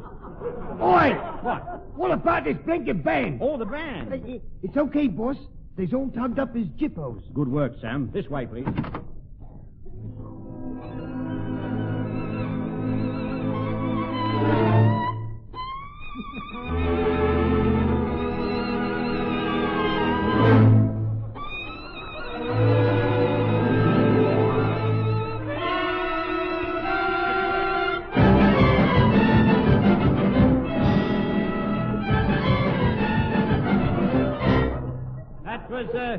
That was Gypsy Pongo and his Tomaine Orchestra. You see, Clarence, it's not Charlie Shadwell. You haven't seen him about here, have you, Porter? Say no. Yes, he was here about, let me see, about, Oh, yes. About a week ago. He said he was going out for, never came back. Oh. Well, he used to disappear like that when he was playing at, Leapfrog, that's right, yes. He said he was just off to the, yes, always going somewhere. Yeah. Very fond of his what's-it, he was. Yeah. That was half his trouble. Always falling out of the... yes, right into the... Poor old Charlie. Poor old Charlie. I wish I could remember his first name. Nice fellow. Nice fellow we got in charge of the band now, though. Name of... Charlie. No, it wasn't. No, he was very good at the old so-and-so. Wasn't he? Yes. Wonderful when he plays on his... I had it under my chin the other night, but... Oi! What? What was all that in of, eh? I ain't satisfied. See? Yeah, what was that? I don't know. Well, I'll tell you. Just one of my other band. You like to hear it? Not half I wouldn't. See? Not half you will, I don't see. There you are. The Jazzticulators with Paula Green. Hello, Mr. Handley. Like a bit of swing? No, thanks. I've just been on one with the kids on the recreation ground. Oh, Tommy, I've got a honey for you tonight. Do something. No, you do something, and we'll sit here and listen, see?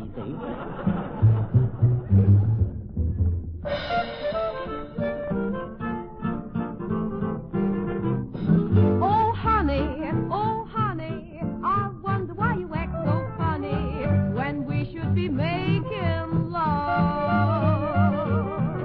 I'm willing, so willing, but nothing that you do seems thrilling. I look for your passing, and where am I getting? That's the moon way up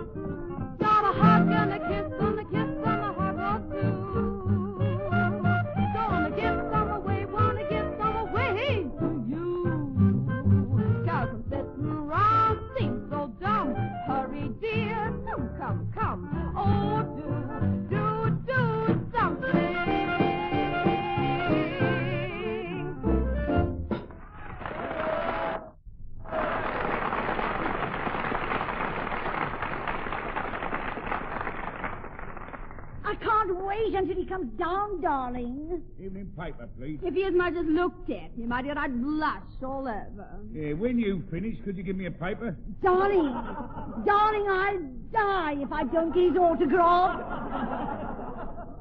I'll die if I don't get a paper. I was talking to my friend. A taxi? You know, those two girls are making me waxy. Hello? Oh, I say. Oh, that's not fair. What? As much as that? Well, why pick on me? Oh, well, it can't be helped. I've just won 10,000 quid on a horse. Boss? Yes? There's a strange-looking man with a spade and fur collar. Spade and fur collar? Well, perhaps it's Mr. Middleton going to a christening. Does he want a room or an allotment? He says he's looking for digs. Ah, that's what the spade's for. Well, I'll attend to him. Good morning, sir. Have you a cozy bed-sitting room to let? Excuse me, sir, but I presume by that vacant look in your eyes that you're an actor. I am a humble member of that noble profession, sir. Get the bird, Sam. What are your charges? Well, here's the tariff. It says bed and breakfast 7 and 6, breakfast and bed 6 and 7, bed and no breakfast, bed and no breakfast 1 and 2, breakfast and no bed 3 and 4. Pressed beef, ham and trousers free of charge. Fish and chips served in pillow slip forms. Door thrown open and vinegar thrown in. That's fair enough. Are the beds comfortable? My dear sir, they're so full of down you can't get up. Hello? What's that? The man in number 15's found a horse in his bed? Well, he must be the nightmare. Just sign here, sir, will you? What initials? I seem to know that writing. Aren't you Walter Wetwhite, the famous imitator? At your service, sir. Well, you're just the man I want. Now, we're getting a bit short of food. Can you give me an imitation of a hen laying an egg? Oh, certainly, sir. Lummy, it's a duck egg. Marvelous. Lovely duck egg. Now do a pig. Pig, sir? Yes. This man's a genius. Ring up Jerry Cohen. Listen, can you do bacon and eggs? Bacon and eggs. Bacon and eggs, certainly, sir. Sizzle, sizzle, sizzle. Why, it actually smells like it. Get a knife and fork, Sam. Oh, this is delicious, Mr. Wetwhite. Why don't you do one for yourself? My dear sir, I'm a vegetarian. Well, you've come to the wrong place. Thanks for the eggs and bacon, though. It's very nice. Thank you, sir. Lovely stuff. Oi! Hello. What about these here instruments? I hear a band playing about somewhere. Sam, tell Charlie, silver prize band this time. I get you, boss. What about this band? Oh, that band. Yeah. Oh, that's the one that plays in bandstand. You've heard it on the air. I'd like to see it. See? Well, it's playing in our winter gardens, D. Listen, get your hot water bottle now and just step this way through the aquarium. Righto. Blimey, an aquarium? What do you want this for? Oh, one of my bright ideas. Fresh fish while you wait. Why, all the tanks is empty. I know. They're going across the road for the swimming lesson. Oh? Well, there's one left behind with goggles on. Oh. Hello, Tommy, old boy. Good Lord, it's Leslie Hens. What are you doing in that water? Well, old boy, tonight's the night. Well, don't forget the revival, Les. Don't forget the revival. Did you say diver, sir? No, I thought you'd married a mermaid. Or is that just an old wife's tale? Yes, sir. And I'd like to start work again, sir. Well, I'm sorry, your terms are too high. 20 bubbles a week's too much, you know. Well, in that case, I'm going down now, sir. Well, come up and see me sometime. Nice chap, there. Nice fella. I wonder if I could use him in my revival of Maria Mermaid or The Murder in the Red Barnacle. What about this silver prize band, see? Well, they're playing in here, see? I mean, listen. Tappers for a chord. Twist me one. Fast. Crikey, here's the boss. Get cracking, boys.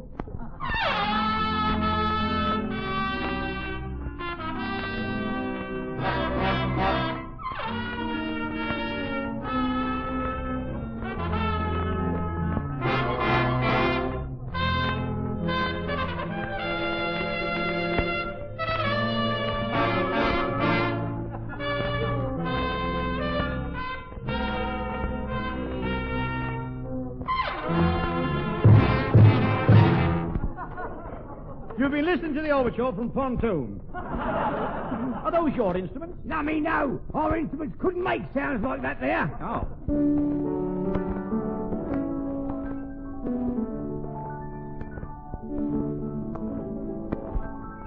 Oi, what's that? Oh, that's Mark Hamburg. He always tunes the piano this time on Thursdays. Come into the garden, Mass, for the black boat night has blown.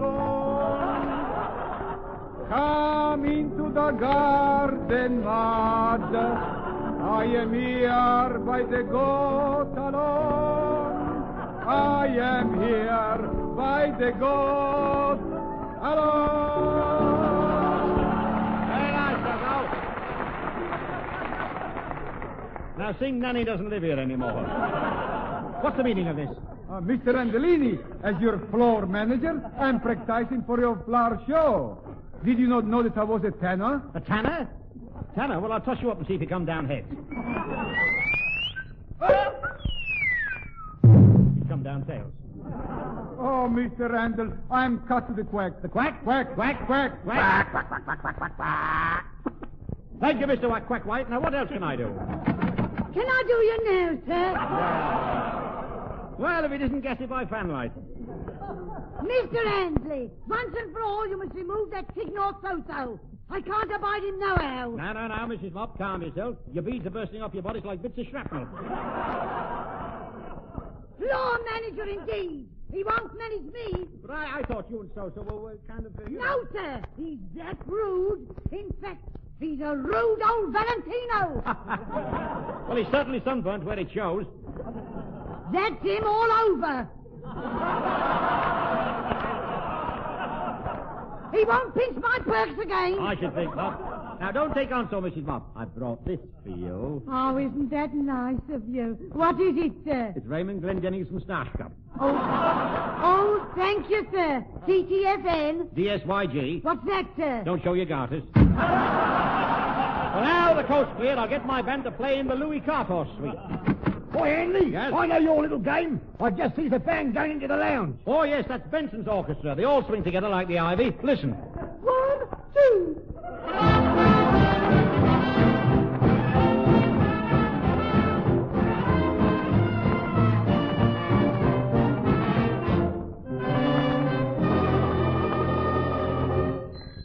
Hello? Really? Oh, that's terrific. You don't say. What a bit of luck, eh? Oh, dear, this will kill me. Sam, you remember that £10,000 I won just now? Sure, boss. I've just lost it.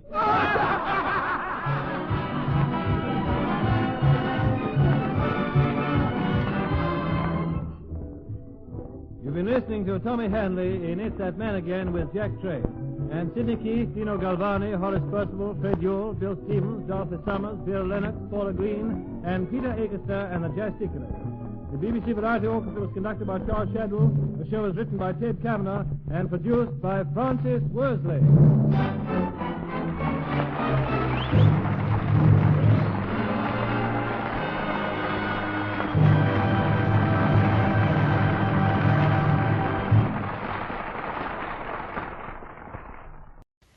Tonight we present that popular radio show, ITMA, from the Paris Theatre, Manchester, by arrangement with George Black.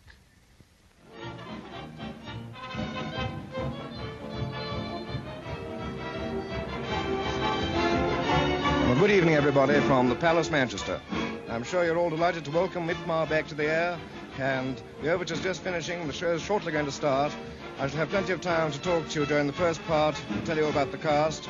So we'll start off with the show, the orchestra finishing the overture, and the scene starts with our old friend Mrs. Tickle, played by Maurice Denham, in a telephone box.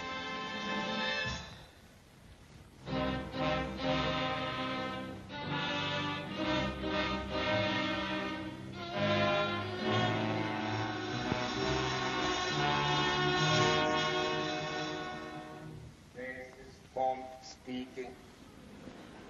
I-1-0-T 1 2 3 3.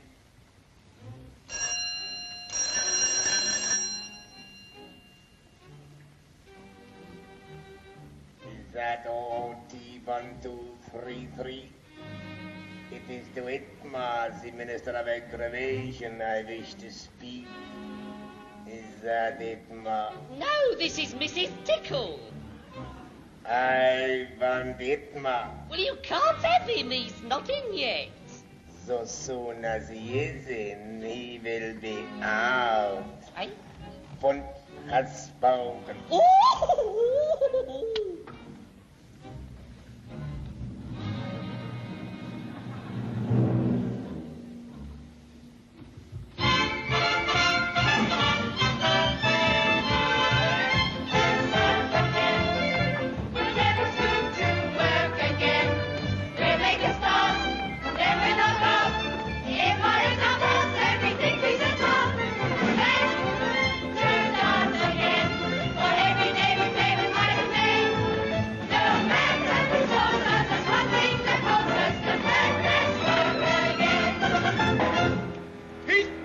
The governor!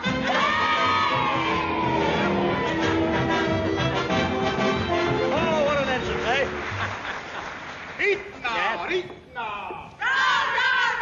I wish I had as many shillings. Well, folks, welcome to the office of twerps. No smoke or smell comes from the lamp as the fun goes round, and children in arms are not admitted unless with somebody. Well, enough of this tomfoolery, girls, and don't sail your china ducks in my top hat. Step on it, slaves. Isn't that nice, eh? Come on, let's go.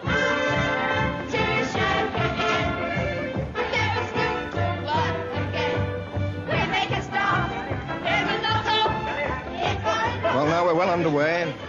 Of course, I don't need to remind you that ITMA is played by that maestro of mirth, Tommy Handley. Morris Denham is Mrs. Tickle, as I've already explained. Jack Train plays Jollop, plus Spot, and about 17 other characters. Glamorous June Marlowe is Dottie, ITMA's private secretary. Bobby Lockwood plays the office boy. And at the moment, the 12 lovely secretaries, and believe me, lovely is the right word, are walking across after their opening chorus. Business before pleasure. Hello? What's that? Oh, the papers? Oh, yes, sir, I'll post the papers. Very good, Circumference. All right, Circumference. Certainly, Circumference. Goodbye, Circumference. That was Winston Churchill. Well. Now that the papers are posted safely, I can sleep peacefully in my office. Good morning, everybody.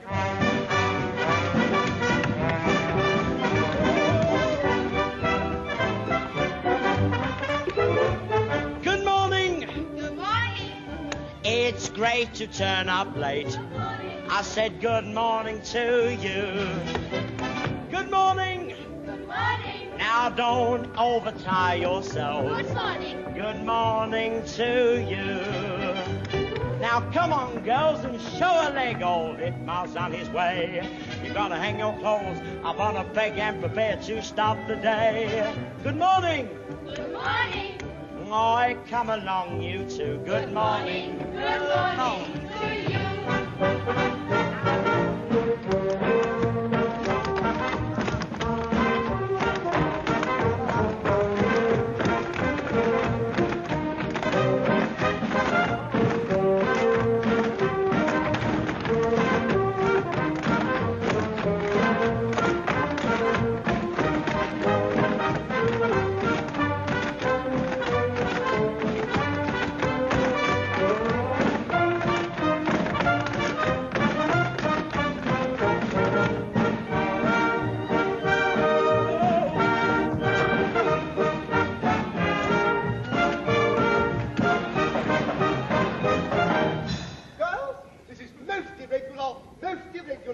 What will Mr. ITMA say? Look at you. Come on, you work, come on. Oh, here.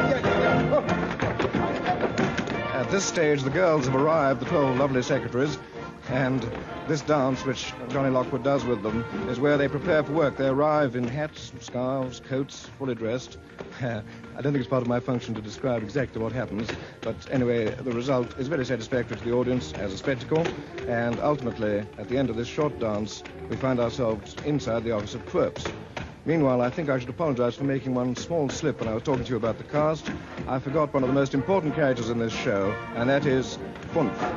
Now, Funf is played by, well, let's say Funf, shall we? Good morning. What should A letter for me? Yes, Ma'am. Ooh! I wonder if it's from that nice Mr. Godfrey Wynne. Oh, it's signed your loving admirer, Mr. Fump. Oh, romance at last. Dearest Lola Tickle. That's me, Lola, short for Letitia. Knowing as how you always do your best for all your gentlemen, will you meet me in the telephone box when you've got your doodahs on? Oh, he must be my new crepe de chines. Now, hurry along, because I need you. Oh, I've come over all unnecessary. I wonder what he wants. You'd be surprised. Whoa! What was that? What was it? Oh, yes? Hold it, Mars, on the warpath.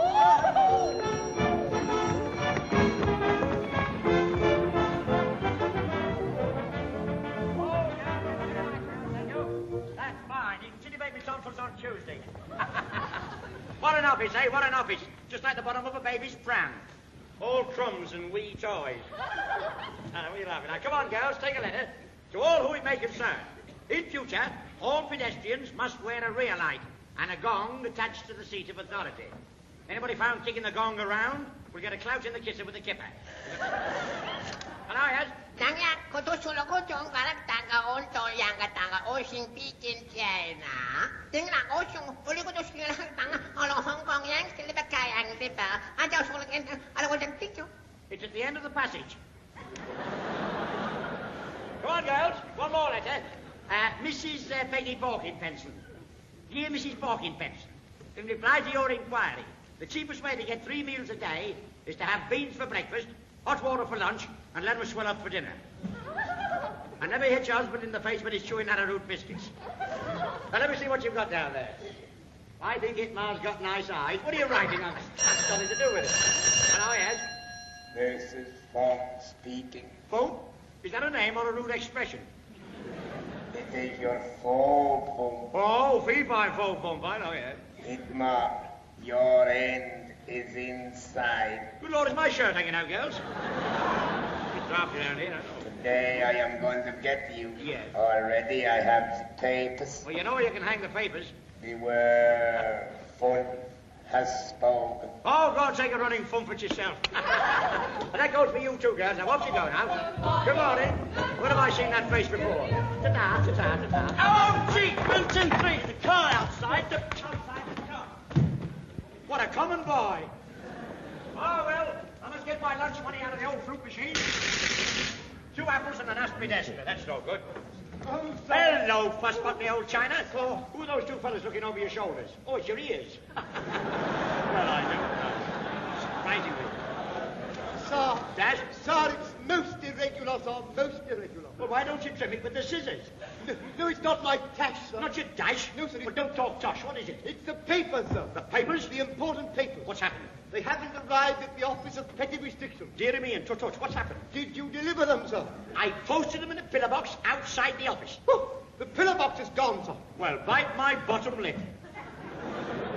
Fusspot, we're ruined. No, sir. I have the duplicate. I wondered what that rash was in your parligation. No.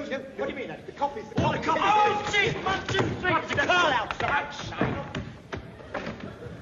What an uncouth urchin, isn't it, Fusspot? Yes, sir. Now, keep your eyes on those papers and keep this office tidy.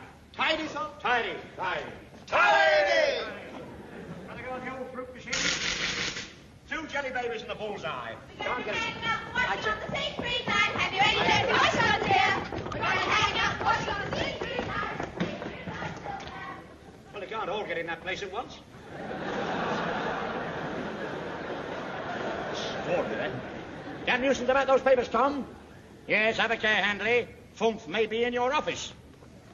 No, he wouldn't come within a mile of this place. I can't stomach Fumf. Oh, what's it? 1, 2, 3. There's a car outside. What is all this?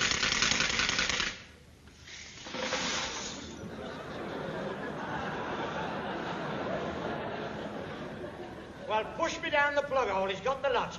I've never done... Aha! My pool dividend. Well, how nice. Sign, please. Kind. I'll write a play for that cargo. COD. What does that mean? Cuddle and die, man. There you are, Jim. Take it away and take your father with you. Ah, good morning. So you're my new secretary, are you? Yes, I'm Dottie. Well, I'm balmy, so everything will be all right. Everything in working order? Oh, yes, fine, splendid. Now, tell me, can you type? Not much. I'm a touch typist. Well, it's just the type I want. Now, if I dictate to you, can you take it? Because the last Oh, job... I think so. First spot, bung up the keyholes with scented soap. I'm working late tonight. Tell me, my child, what speed? You'd be surprised. Do you know, I think you and I are going to get on very well together. Put that girl down. What the... Well, loosen my loincloth. Oh, that's given me such a headache. Oh, I didn't know you'd had your face lifted. Oh, here he is, deadly nightshirt. Mr. Handlebar. Yes? I am your technical expert, Vodkin. You look like a dirty napkin. No. I am Vodkin of Omsk. Well, I'm Handley of Tomsk. Here, why don't you stand nearer to your razor when you shave? But I am a white Russian. Ah, you will tuck your shirt in when you talk to me. Listen, I think you and I can find foomph together. Yes. He isn't in this blackout of yours, is he? Got 4 ravens and 3 golf balls in there. Then you must have a double. Ah, now you're talking. I'll have a large whiskey right away. No. No, the fool foomph. There must be 2 of you. 2 of me. 2 of me. Yes. 2 tickles. 2 fat pots. You speak better with your teeth in, you know. You got 1 tooth and tacit. Your Hello, chest. three. Hello. 1, 2, 3. Car outside. Hey. Away, parasite. What's a parasite? Search me. Have you ever tried Flint? Now, come on, Bodkin. Get those doubles and get them quick. Yes, but Mr. Handlebar. Now, quit stalling or I'll knock your mullet off. Now, what... Hello, yes. This is Font speaking. Well? The time draws near. Why, are they open? Soon in your office I will be. This is my final warning. We get thousands of final warnings in this office. Beware, Font has spoken. Oh, go and strain your cabbage water. Well, I think as a precaution I better disguise myself. I've had the wind up ever since I found his fingerprints on my 8 ounces of butter. Now, if I put this red wig and whiskers on and moustache, you'll never know me. What a makeup, eh? Yes, this is the place. Well, I'll pull the chain off my watch. Who the devil are you? Strip my gears. I'm your double. I'll be tattooed with a tarbush if you are. I'll be festooned with fried fish if I'm not. Well, powder me with pumice stone if I look like you. Get out of this place. You wicked old man, coming in here frightening me. Easy, I'm in. Red sails in the sunset. Get away, tits. What a makeup. Hello, yes?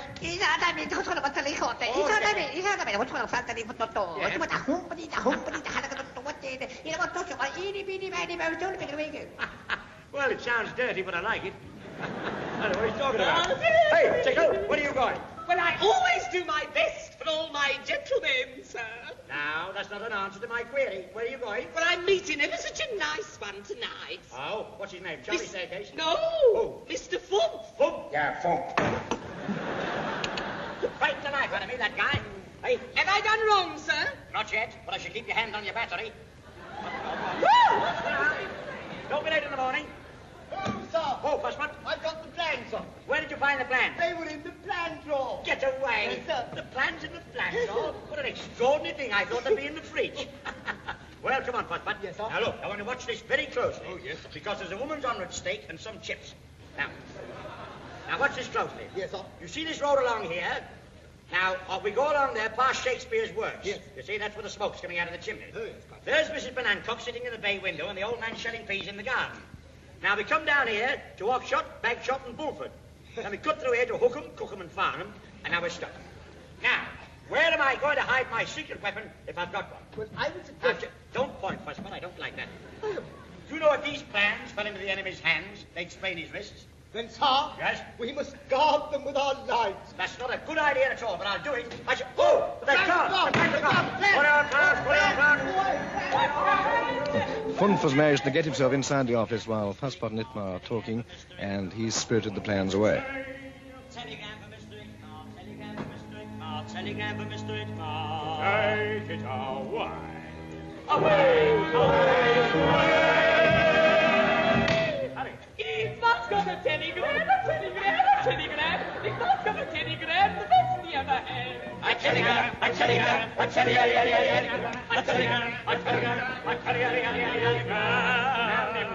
Oh, so it's most irregular. Irregular. Oh, so it's most irregular. Don't open it, I pray. Of whom can it be, I wonder? I'll open it by thunder. I'll tear it all asunder. Locks, bolts, and bars. 'Tis but a T-E-L-E-T-R-A-M.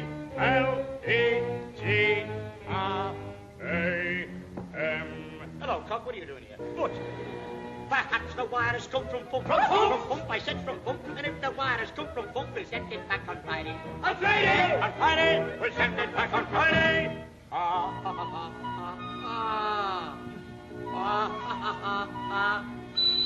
Never touch me. We'll find folks, we'll find folks. It isn't tickle, it isn't ball, it isn't possible, that's your God that we'll find folks. Run of my dicky.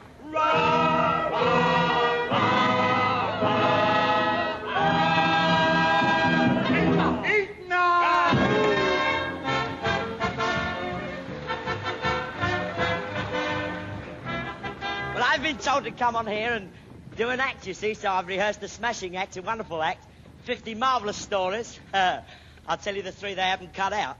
Well, I must tell you, I walked in the Labour Exchange the other day. You know, in the Labour Exchange, I've been working there for a little while.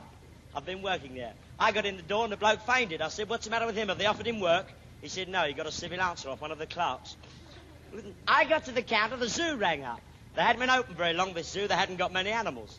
They wanted a monkey. So they sent me down there. Well, when I got down there, he said to me, now put this skin on and go about the trees. There I was, hopping about from bough to bough. All of a sudden, one of the boughs broke. I landed right in the lion's den. There was a lion coming at me from the right-hand side, one lion from the left-hand side, and I said, help! And one of the lions said, shut up, it's work, we get us all the sack. Then they got me another job. I had to organise a hunt. So I went down and had a look at the horses and the hounds. When I saw the hounds, there was no lady dog. So I put one in. We started the hunt, we lost the hounds. I said to a postman going by, you seen the hounds anywhere? He said, yes, they've just gone up there. The lady dog's leading by about 5 lengths, the fox is laying 5th. Because I had to go away from home for that job. I had to go in the lodgings. I got some marvellous lodgings. The only trouble was the landlady. Do you know she fetched me up fish for breakfast, fish for dinner, fish for tea, fish for supper? Well, I mean, I got fed up with fish, so I took some sausages in. I gave her the sausages. She said, how'd you cook 'em? Cook 'em. I said, you fry 'em like fish. She fetched them in for me dinner. She said, I don't think you're going to like these. I said, why? She said, well, there's nothing in them after you've cleaned them. I went in the post office the other day, and while I was in there, a fellow went up and asked the girl for a telegram form. And she gave him a telegram form, and he wrote on it, diddle, diddle, diddle, diddle, diddle, diddle, diddle, diddle, diddle, diddle, diddle. So the girl looked at it. She said, you can have another word for the same money. She said, shall I put another diddle in? He said, no, that'll make it look silly. Well, listen, I must tell you, my pal's been out of work for 10 years. 10 years he's been out of work. They got him a job the other day as a special constable. I said, how'd you like your new job? He said, marvellous. It's better than walking about the streets. Yeah, but he saved a lot of money at that job. He saved enough money to go on a cruise. And he went away on a cruise and got shipwrecked on a desert island. Well, he was unconscious for a long time, and when he woke up, he found a beautiful girl standing over him. And she looked down and she said, you look a bit rough, old man. He said, I don't feel too good. I'm very hungry. So she said, well, shall I cook you some eggs and bacon? He said, eggs and bacon? Don't tell me you've got eggs and bacon on the island. She said, of course I have. You can have some fried tomatoes with it if you like. He said, fried tomatoes? Don't tell me you've got fried tomatoes on the island. She said, of course I have. So he had some fried tomatoes. She said, would you like a cigarette to finish that off with now? He said, lady, don't tell me you've got cigarettes on the island. She said, certainly I've got cigarettes. So he had a cigarette. This is it. She came over and sat on his knee then. She said, and now, would you like to play the game that all men like to play? He said, don't tell me you've got a dartboard on the island.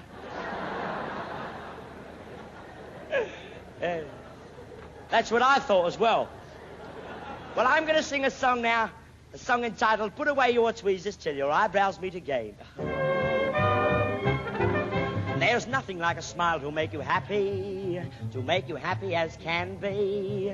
So come and do your duty for England, home and beauty. Come and join the happy family. We want 40 million smilers to walk around and smile all day. We don't want the moaners and the groaners. They're a lot of Jonahs anyway. We want 40 million smilers, so come and join the rank and file. Show them we're not shirkers. Come on, fellow workers, and smile, smile, smile.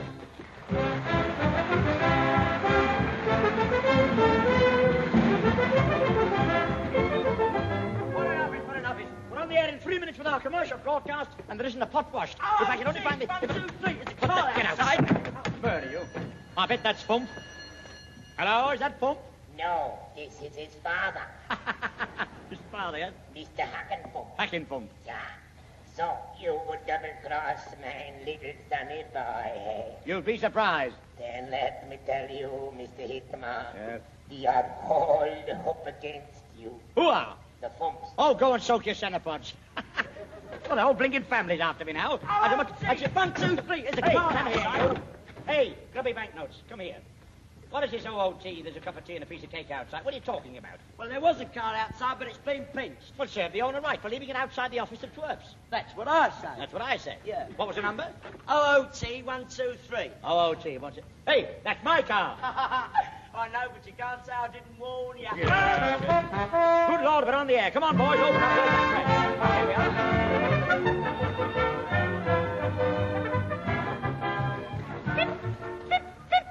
Hello, hello, ici Radio Fagenberg, Défense de Crachet. The ITMA Perfume Program. Here's that scent again, to fill the pearl in my mouth again. He's like a rose that rose and then fell. If you like a rose, you make like the smell. Good evening, everybody. Tonight, the makers of Itmar scent the perfume of passion and pickled onions. It's ever so clinging and oh so smellful. Proudly presents a nasty nocturne of nitwittery and noise, featuring that imp of impersonators, Jack Train.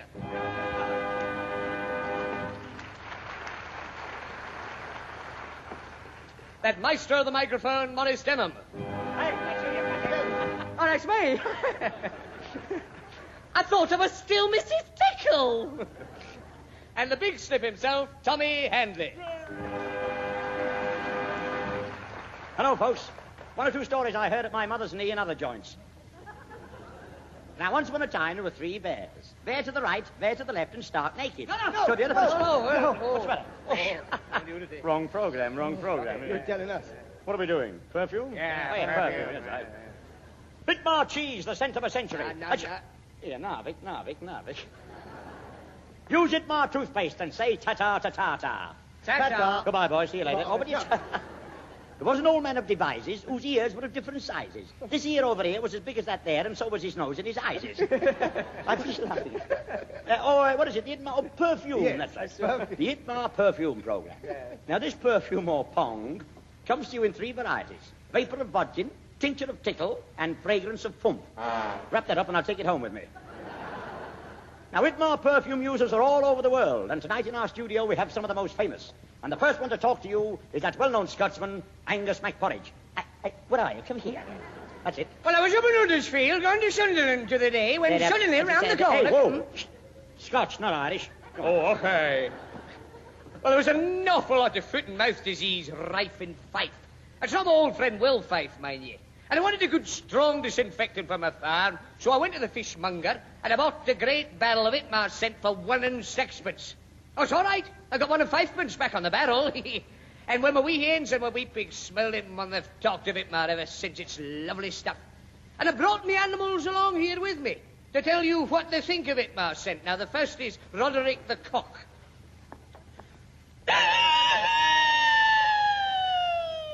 It stinks! As Dora the hen.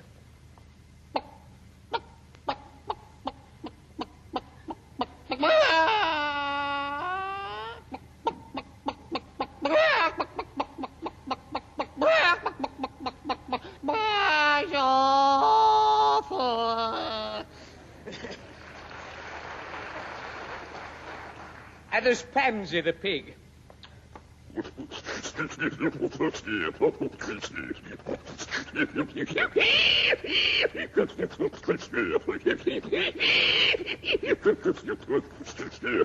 Lousy.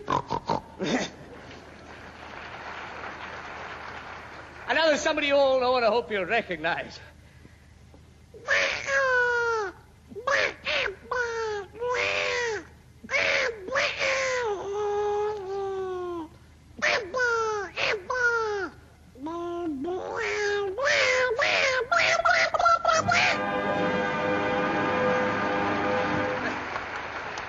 Thank you, Vice. It's very nice. Now, here's an important announcement. Will the gentleman who picked up a piece of rare old china in Oxford Road last Saturday night kindly arrange to meet her at the same place next Saturday? And now I want to introduce to you that well-known man about town, Fruity Fortescue. Well, thank you so much. It's a mere bag of tools, don't worry. Thank you. Well, actually, I was dancing the other day with the most smashing girl. Actually, I was. And accidentally, yes, actually it was accidentally, I trod on her toe. Actually, I did. Well, of course, I apologize most profusely. I said I'm most really sorry. Actually, I am, but I couldn't help stepping on your toe because I'm a little stiff from rugby. And she replied, well, I don't give a damn where you come from. I mean, actually, that was pretty terse, wasn't it? Dash it all. I must tell you another of my most amusing experiences. This will make you howl. Well, actually, this happened in one of those ghastly taxis. It's not one of Sir John Simon's taxis, by the way. Frightfully topical. But in the taxi was a young lady whose toe I actually accidentally trod on, as a matter of fact. Well, there we were driving along this taxi when suddenly the taxi stopped. So I leant forward and I said, driver, why have you stopped? And he said, well, the young lady said stop. And I replied, well, actually, she wasn't speaking to you. Drive on.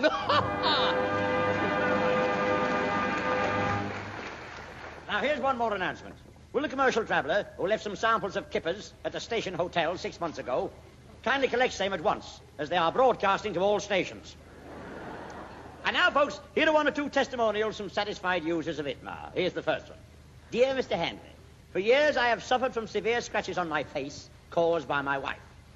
But since using ITMA soap, the scratches have disappeared, so has my face and so has my wife. It is a very nice one. This is from a woman, this one.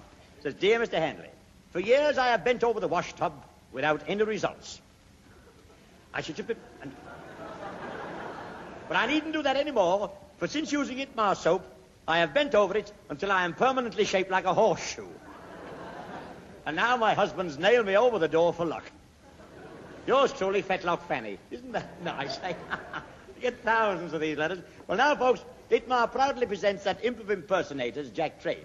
And his first impersonation tonight is that of the well-known Hollywood star, Lionel Barrymore. Come on, John.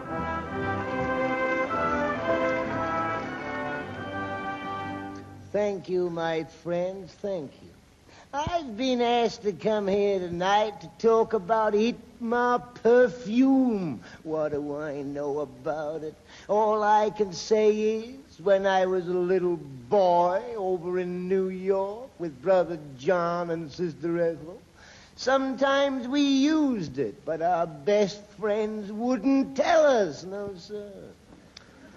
My boy, Robert Taylor, once used that perfume, and now the world refers to him as a skunk at Oxford. You know, this afternoon I had the privilege of walking around your Whitworth Park, and I think you're all very lucky people up here. All the beautiful nurse girls there pushing little babies around in perambulators. You know, folks, old as I am, it did something to me. I've always wanted a baby, and you don't know what it is for a man to want to have a baby, no, sir. Anyway, now I'd like to take this opportunity of introducing to you a great friend of yours. I refer to none other than Mr. W.C. Fields. I don't think he's any relation to Lincoln's Infield, but he's a very nice man just the same. And while he's getting ready, I'll just say thank you very much. Thank you.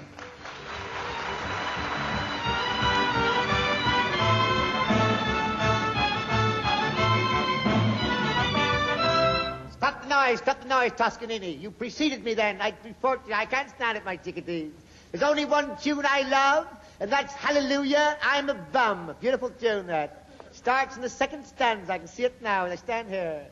Do you know, my little Ethiopians, that 25 years ago today, I was up in the jungle, up in the Yukon. If I can, you can. What do I can't stop that way? I was up there in search of wild elephants, great big things they are, tails both ends, I can see them now. I used to eat them between two bits of bread, very tasty, very sweet. It makes you think, it does that. When I was searching for these beasts of the jungle, I had an Indian guide with me, an Indian guide with the name of Running Water. Running Water. He was always on the tap, I can see him now. He had beautiful daughters. I can see them, the beautiful kids they were. One was blonde and the other was... I can't tell you about that now, but it's terrible. Running Water was the first one who taught me that whiskey cured rattlesnake bites. Whiskey. Another 1 in 9 a bottle, I could strangle that guy. Whiskey. And as a precaution, as I went in the jungle, Running Water always took a couple of barrels of whiskey. And I took a couple of rattlesnakes. When I was thirsty, I produced the rattlesnake from the body beautiful, bite, drink the whiskey. I can see it now. Well, I gotta go, my little scanty panties. I can't wait any longer. I gotta go. Got a word of advice before I go. Feed your babies on onions, and you'll find them in the blackout. I'll see you all again next Friday. Friday. Thank you. Oh, thank you. And now I'd like to give you a slight impression of the most natural comedian of all time. He's never used ITMA perfume, but how he smells.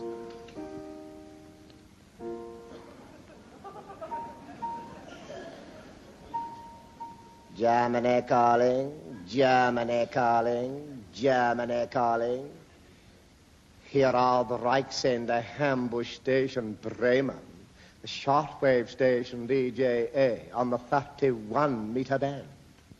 The war, which was engineered by Mr. Churchill, is becoming exceedingly difficult. People of Manchester, ask your local member of Parliament, where is Flatiron Market?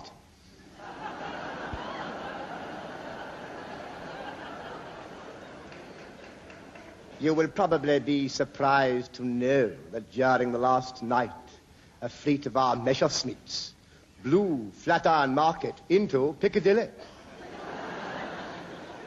Of the 26 planes that went over, 28 returned safely.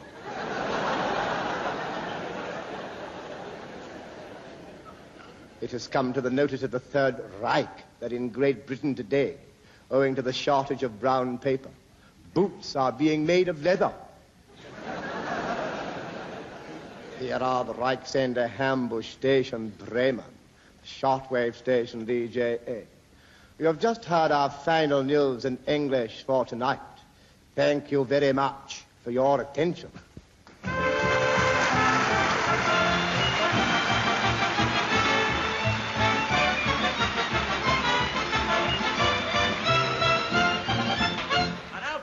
Here's that wizard of the organ, Fela Shawande.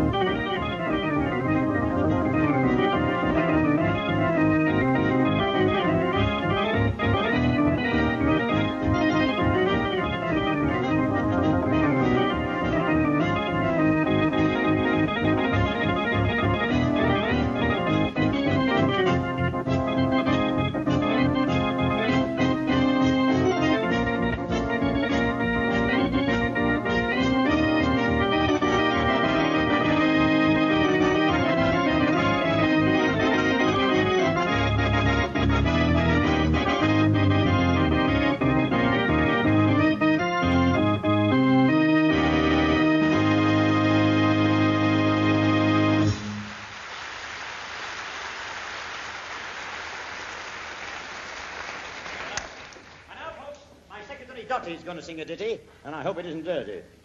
Anyway, she's going to sing a very old song, which is now popular in America, Oh, Johnny. Come on, Dottie. All the girls are crazy about a certain little lad. Although he's very, very bad, he could be oh so good when he wanted to. Bad or good, he understood about love and other things. And every girl in town followed him around just to hold his hand and sing. Oh, Johnny, how you can love. Oh, Johnny, heavens above. You make my sad heart jump with joy. And when you're near, I just can't sit still a minute. I'm so, oh, Johnny, please tell me, dear, what makes me love you so? You're not handsome, it's true, but when I look at you, I just, oh, Johnny, oh, Ma, he's making eyes at me. Ma, he's awful nice to me. Ma, he's simply driving me wild. I'm beside him. Mercy, let his conscience guide him, Ma. He wants to marry me, be my honey bee. Ma, he's getting so excited, got my hand and wants to bite it. Ma, he's kissing me. Oh, Johnny, how you can love. Oh, Johnny, heavens above. You make my sad heart jump with joy. And when you're near, I just can't sit still a minute. I'm so, oh, Johnny, please tell me, dear, what makes me love you so? When I sit on your knee, oh, what you do to me, I just, oh, Johnny, oh.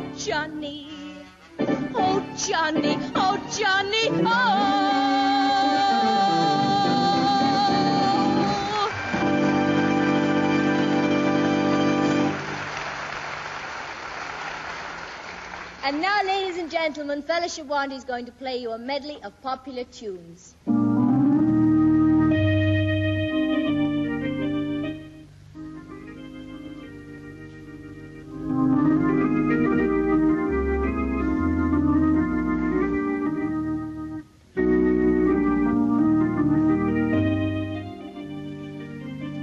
Nearly 9 o'clock, so may I say I hope you've had lots of fun listening to this show.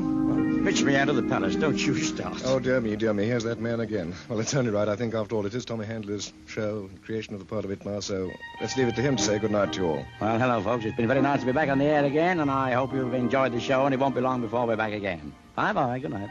Thank you, Tommy, very much. And so, with Philo Shawandi at the organ, I'll say good night, everybody, from the Palace, Manchester.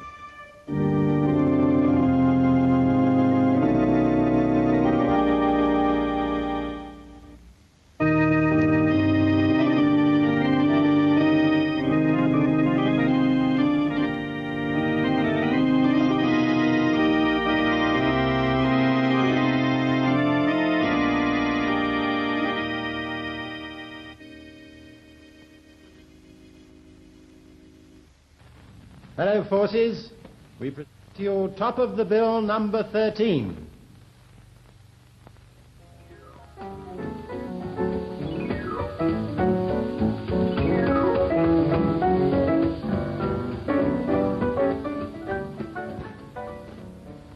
This week's top of the bill is Hermione Badley, star of the Little Reviews. John Pritchard accompanies her at the piano.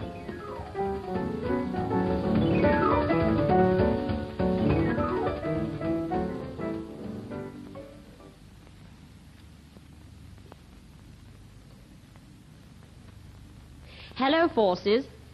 Now, this evening I'm starting with a song called Hotel Piece. I've especially been asked to do this for the boys, but our beloved Florence Desmond imitated me doing this the other day and did it so well that I hardly feel I must ever do it again. But anyway, here goes. Love walked right in and drove my shadows away. Love walked right in and brought my happiest day. Aggie, have you emptied Mrs. Brown's hot water bottle? Oh, that's a good girl.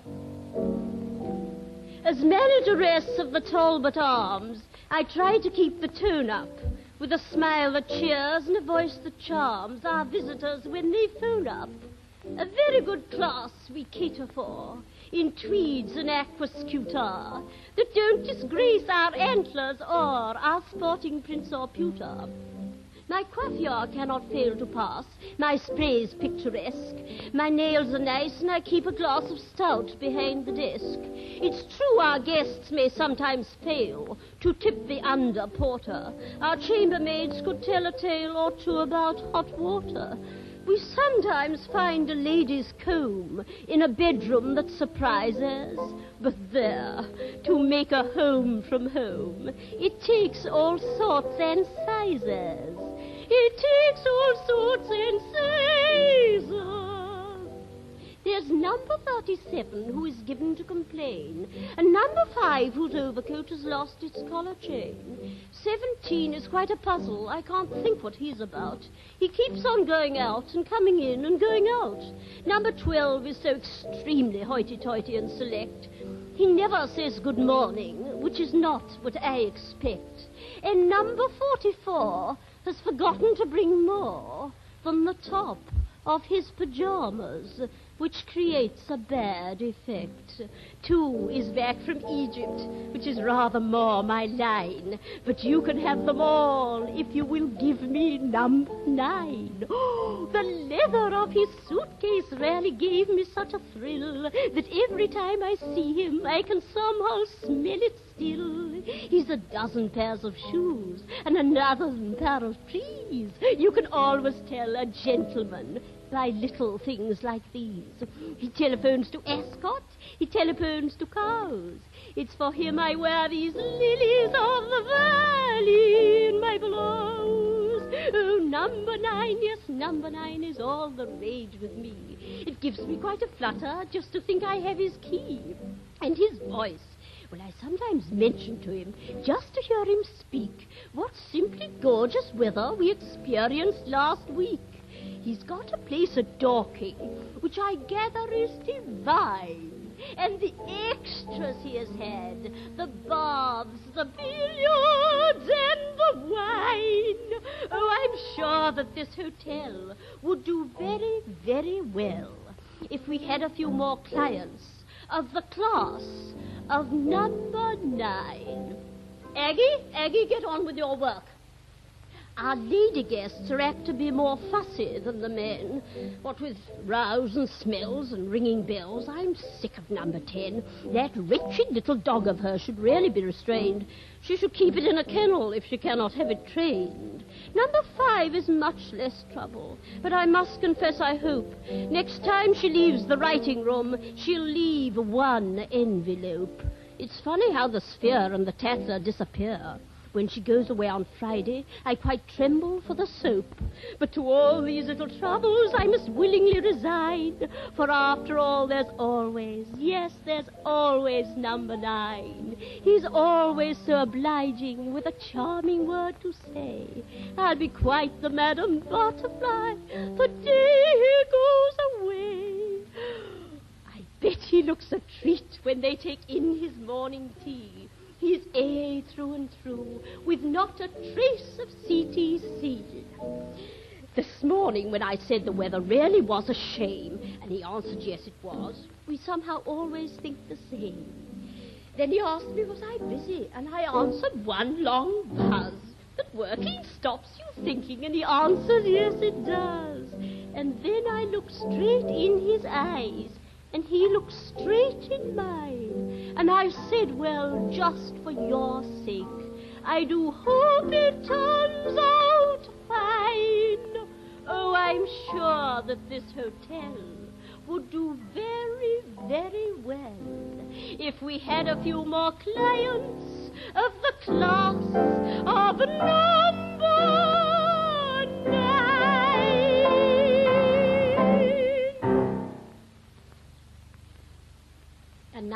A little sketch by A.P. Herbert. Hello? Hello? Is that Paddington 0675? Is that you, Fred? I say, Fred, it's like this. I can't come out tonight, Fred. Hello? You see, Mrs. Mortimer's got a party on tonight, Fred, and Mabel's got the whooping cough. I told her you were sailing in the morning, but Mrs. Mortimer said... Hello? Oh, isn't that Fred Mullins? Oh, I'm very sorry, sir. I'm sure I thought you said you was. I say, what do you think of that? Lord Barley, if you please. I'd better dial again. Here, miss. I've got the wrong number. I want Paddington 0675, and don't put me on to Winston Churchill this time. I'm not dressed for it. I say, fancy pouring me heart out to a strange lord. I'm blushing all over. Hello? No, I will not put 2 pennies, and you've had my money, and you know it. Hello? Hello? Is Mr. Mullins there, please? Is that you, Fred? I say, Fred, I can't come out tonight, Fred. Yes, I know, Fred, but it's no good swearing. They'll only charge extra. Well, you see, Mrs. Mortimer's got a party on tonight, Fred, and she says she can't let me go because Mabel's got the whooping cough. I told her you were going to see in the morning, but she says she can't help that. Well, Fred, you see, she's in her rights. You see, I had last night. No, it's no good, Fred. I can't leave her not with nobody. Still, I did want to see you, Fred. What time does your train go, Fred? No, there's the washing up. I'd never do it, not by then. No, it's goodbye, Fred, and there's no getting away from it. How are you, Fred? You looking nice. You're wearing the scarf I knitted you. What, it scratches? Oh, well, you'll have to get used to that, dear. Wish I could see you, Fred. What, Fred? Yes, Fred, of course I love you. Oh, no, I can't say much here. Hello, dear? I said, of course I love you. What? What, 3 more minutes? Of course I want 3 more minutes. What you think? That girl.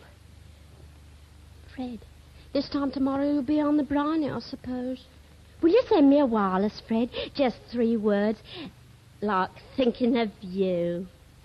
What, 11pence a word? Well, if I'm not worth 11pence. Hello, dear? What? I'll say, Fred, will there be any girls on the ship? I'm glad of that, Fred.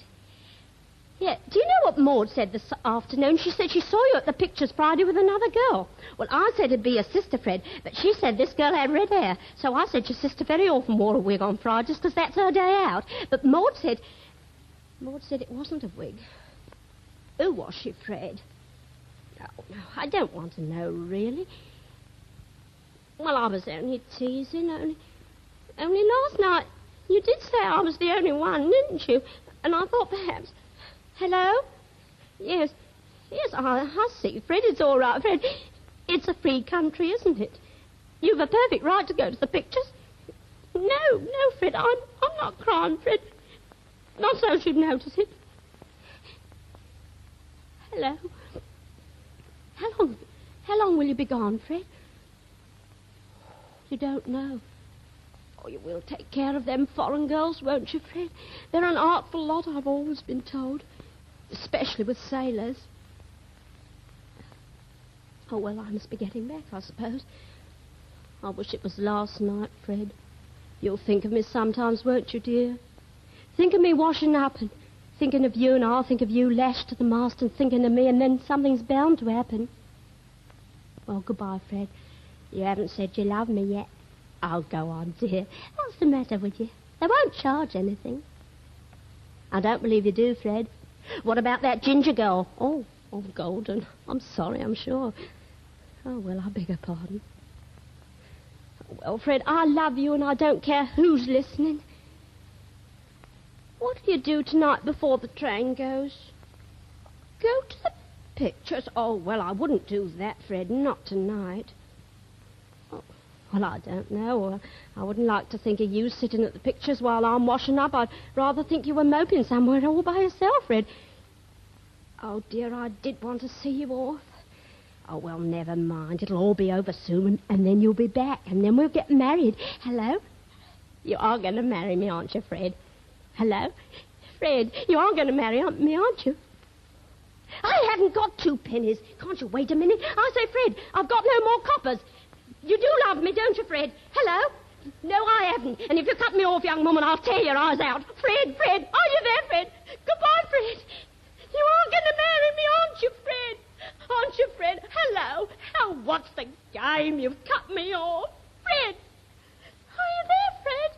Fred.